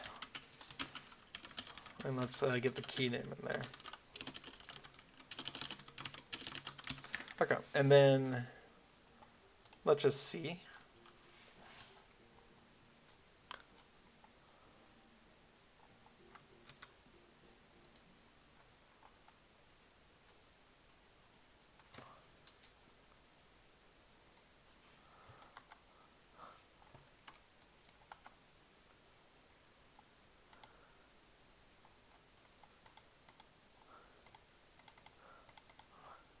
Okay, that functionality is not working right now. Cool.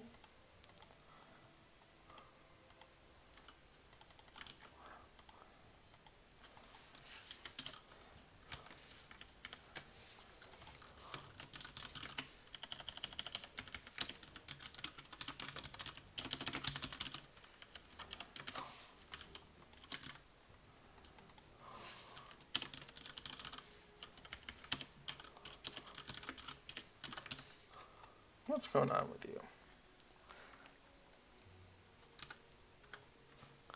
Also, it would appear that we're getting an inconsistency for the very first thing we pick up, where we add it and remove it at the exact same time. And that's concerning. All right, so we see hiding dot.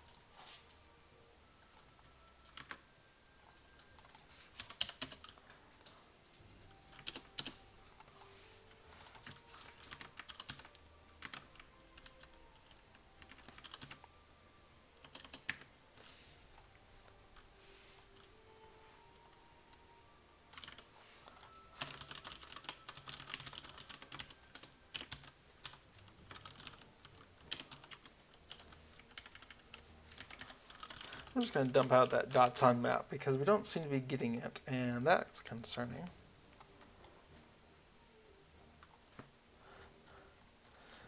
Okay, that's a lot of dots on map. Great. So the name is like gloves 2, chest 1, all of that's fine. Chest 3. We're getting controls for all of that. Okay. So what's going on here? We have set dot visible. Okay, taking me to there. When in doubt, write out the name of the function you're in because this is weird.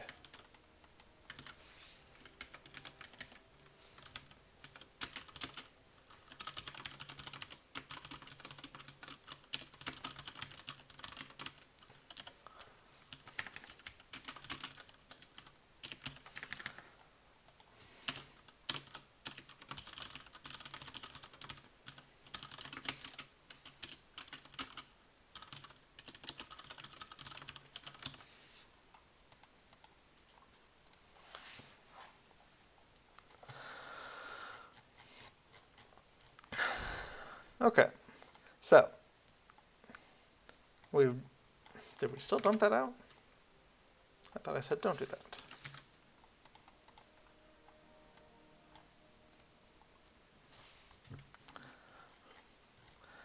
Okay, so hiding gloves. So we're in set dot visible gloves 1 false.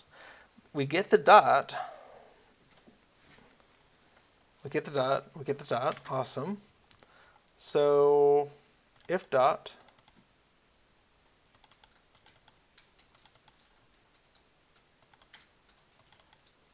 oh, of course, I inverted my control statement.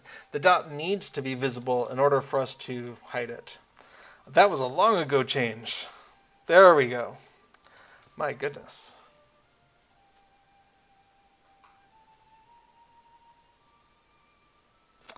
So the problem I'm seeing here is that with the initial crate that we get, we see removing 1 and adding 1 right after, right in a row, and that's a problem. Let's go ahead and remove some of these right lines. My goodness.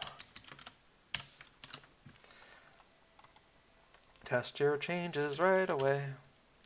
Otherwise, you'll do what I just did and waste a lot of time.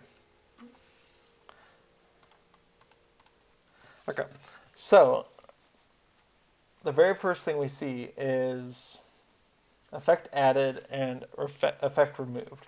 But they're the exact same one, and they're basically the exact same time, and that's disconcerting. And it seems pretty consistent. Like if I unload this and reload,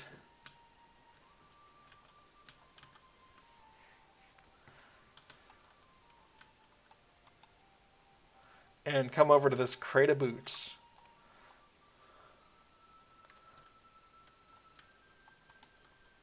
Okay, it didn't do it, but if we unload and reload,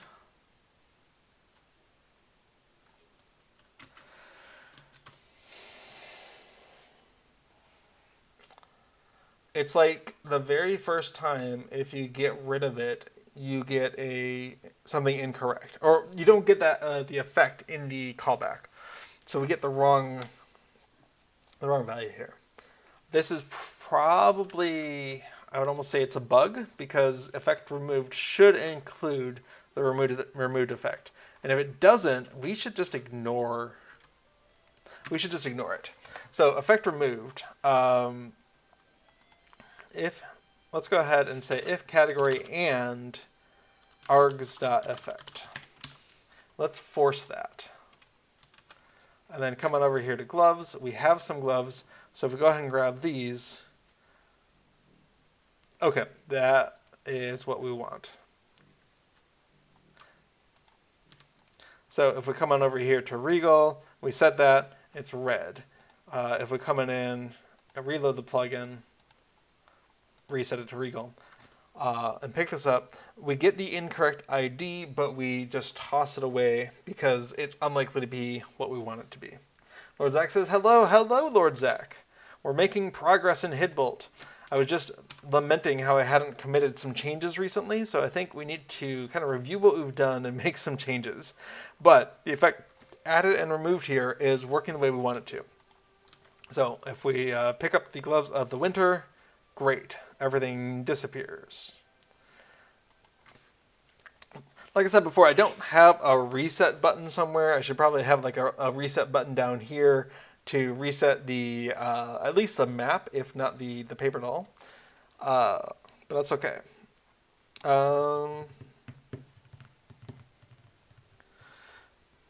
Neat. Okay, let's review what we've done. Let's go ahead and close this minstrel buff window. Coming in to do, what do we have? Left and right arrows. We should mark off some of these to do items. So left and right arrows to select from wiki images. Done. Name of the piece is also shown. Name of the category anyway. Name of the category is shown. Highlight with a green border when picked up. Show timer. Those should be two different things. Done. Show timer bar with how long is remaining before that piece falls off. We'll probably just put it at the bottom of the piece window, and it'll just be however wide that window is. And that'll be fine because it's a 5-minute timer. So we can take advantage of some of the stuff we've done for Minstrel Buff where it turns color as it gets shorter.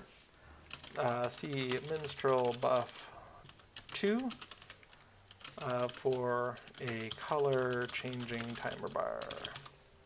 Okay, gloves will be the side of the chest and should be mirrored so we see two of them. Well, I didn't do that. I'm done. Takes too much space and is too complicated. So, not going to do. Skip. Maybe I'll write a drop-down with the name of the item. Skip. I'm not sure what I was talking about there. Maybe you could do a drop-down instead of just finding it visually. Map to show remaining boxes. Cool. When you pick up a wrong box, have a way to manually remove it. Done. When you pick up the right piece, hide the other box of that type. Done. Show how long we have left on the effect somewhere. Nope. Not done yet. Recommended guide from Anathalos. Awesome. Thank you. Switch blue dot to an in-game image as possible. Not done yet. Can we make the player go under the dots? As a matter of fact, we can. All it took was also turning them into windows and adding them afterward. So, done. As a side effect of other things. Okay, once the map is done, start paying attention to the custom effects. Done. When we have the wrong one, change the color associated crate for easy clicking. That's an interesting idea. We'll come back to that. When you have the right one, hide all the associated crates. Done. Okay. Fix calculator of remaining days. That's not that's a more generic thing. General Hytbold.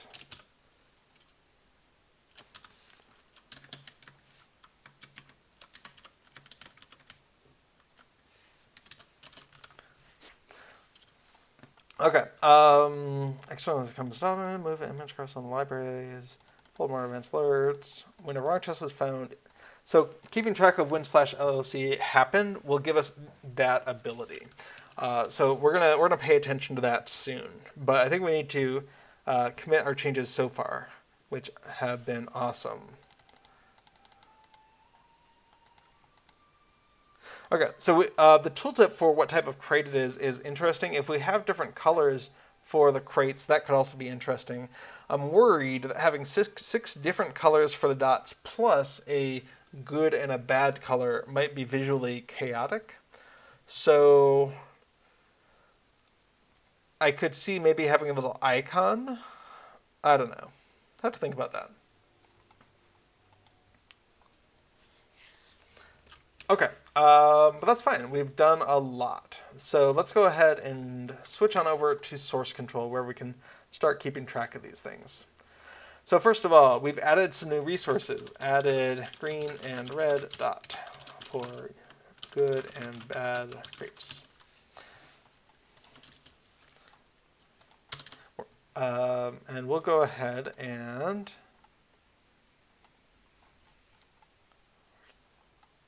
stage those references there. Okay, what else do we have? We have to-do file changes, so many to-do file changes. We're just going to commit them to get them out of the way.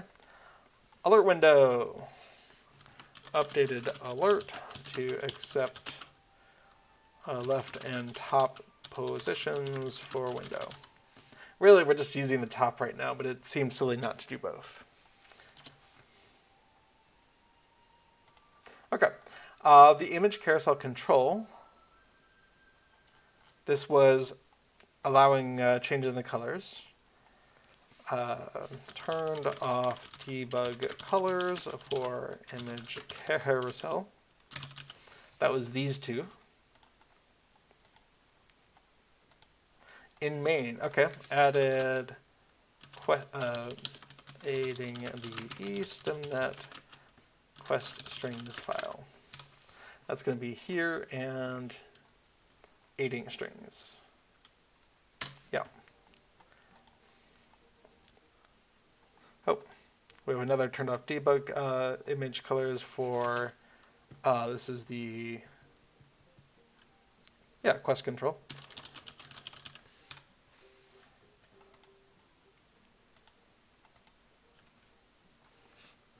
Okay, we're getting down to just like real changes here. Extracted code for fading out a map image. So that's here, the map point update, we're hoisting that out.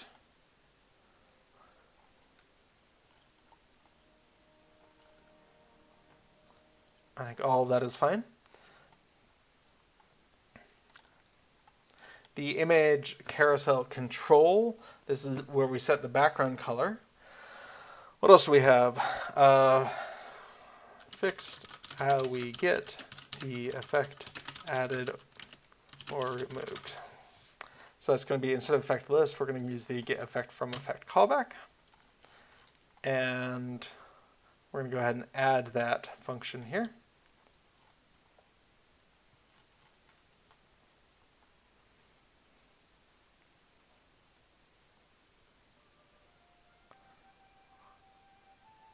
And instead of fixed centralized how get. Okay, we still have those debug messages. We should remove those. Effect removed, effect added. Great. Okay.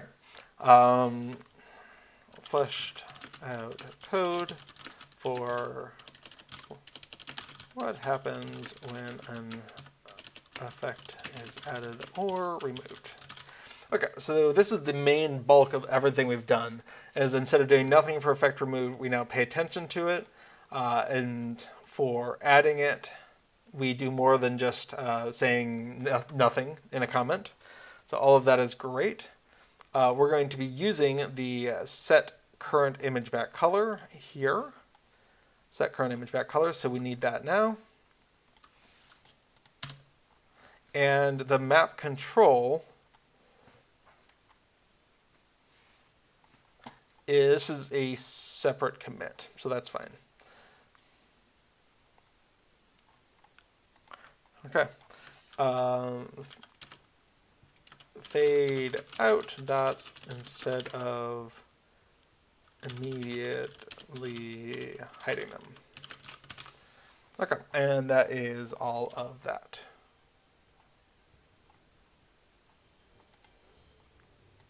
Fantastic. A whopping 10 different conceptual commits. We're going to push those out because I don't want to lose them. Okay.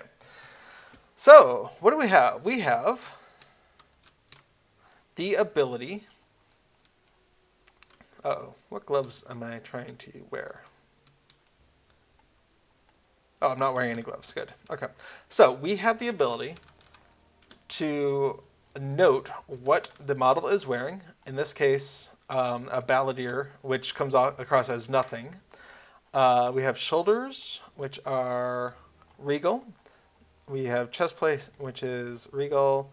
gloves, which are Regal, pants, which are Regal, and shoes, which are Regal. So a very, very Regal outfit. We have the ability to track where we are on the map. When we get to a crate, it's going to tell us whether that was right or not. It was not, so we're going to go ahead and click it, which will fade out that dot, and we'll just move on to the next crate. We'll get to boots. Fantastic, that was wrong. So we're going to go on to the next one. Another crate of boots. That was apparently also wrong. Last one's the charm.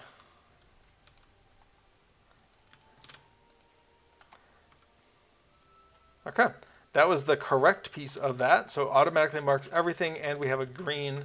So visually, it's very distinct. Shirt. Oh, shirt is right. So all of those should be removed. Let's come on back to gloves. Okay. Oh, now we know the type of thing that we picked up, so we should be able to only check those crates. That is an idea. Let me pause on this.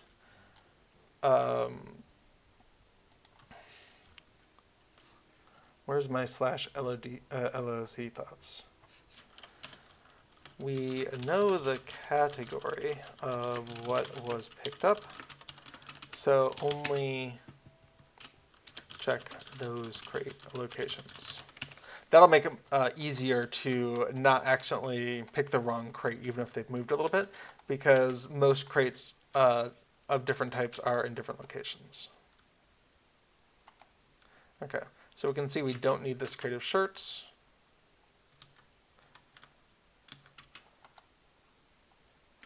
And my haba is too short for that pond. Okay, crate of helmets. Okay, we can see that's good. That really just leaves one crate on the map, and this is the thing I really wanted, was when you get down to where there should only be one thing left, the last boots, but you don't have something helping you with it. It can be really frustrating to be like, okay, what do I need? What do I need? So pick up the last crate of boots. Awesome. Down to the last piece. Looks very fine. And we're going to come on over and go ahead and stand in front of this thing and get credit for this quest finally. Now we actually have credit for everything from a previous run, but that's okay. So we come on over here, we stand in front of the dress-up model, and I'm wearing matching feet, and it'll go through and say everything that you are matching. In this case, that was the only thing I was missing. But we can see that I have an identical outfit, just smaller. It's nice that each crate has both a large and small person's version of the outfit. And that's it. That's the sort of the goal of this plugin, is you just go to each one, clicking off the ones that are bad. That'll be automatic someday. Automatically clicking off the ones that are good to reduce which crates you have to go look into. And you could do all this manually, but it's just so much easier to have a plugin do it for you. So once you're done, you remember to equip your Fateful Toolkit if you have such a thing. And then you come in and you turn that in. Dress up. Finish now. Awesome. And that gives us 10 plus 1 if you have your Fateful Toolkit, tokens of Hytbold, which you can use in the rebuilding effort.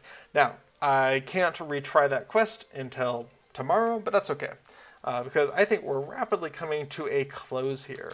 So if you have any last minute thoughts, comments, questions, concern, now is a great time to toss them into chat while I think about this plugin.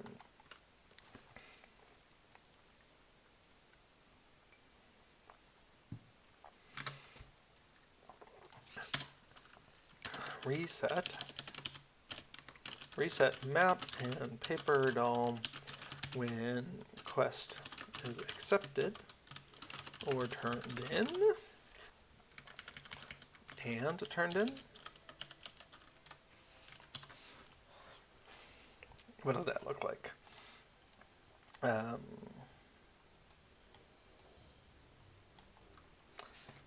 copy that.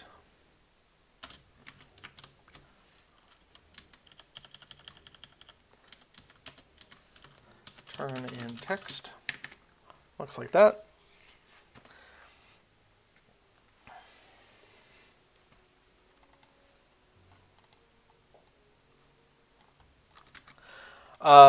Yeah, definitely if you turn it in, you could reset it then. We could also pay attention to piecemeal stuff. Pay attention to piecemeal completion, partial completion. You are wearing matching feet, as an example, and that would allow us to kind of maybe even hide elements on here. You know, what are you still looking for? Hide elements that are turned in. I can see that. It's funny. We didn't reload, so we're still seeing effects dropping off here. I still want to have the timer for how much time is left, definitely. Could even have a textual form of it, but I think a visual one for a 5-minute is fine.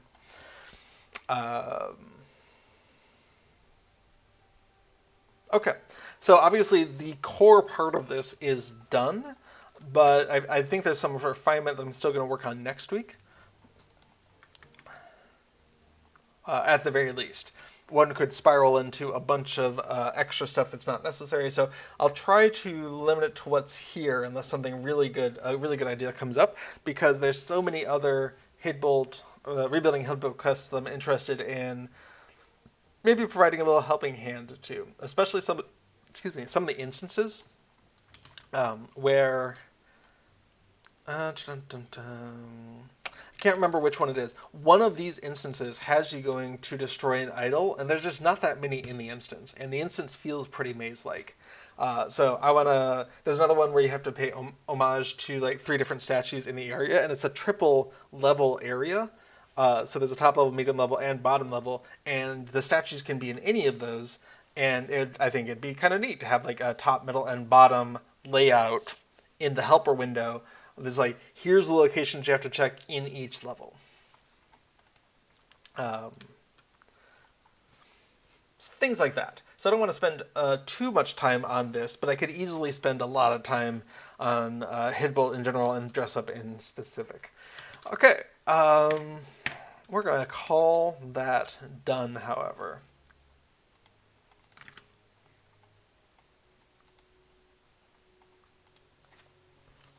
Okay, well, we've hit a good break point, I think, in this, and we also hit the end time of my stream, and also it's almost bedtime because we have an early day tomorrow.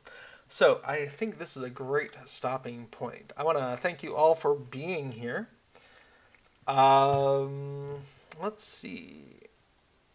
Don't forget that new streamer Mailing is streaming at 9 p.m. server time on Tuesdays, so join them for adventuring back to Rohan with I believe, a High Elf Brawler. And with that, that's all we are going to cover today. Thank you so much for joining me on this exploration of LOTRO plugins. I do hope to see you all here next week. Until then, have a good summer holiday and keep plugging along. All right, bye-bye now.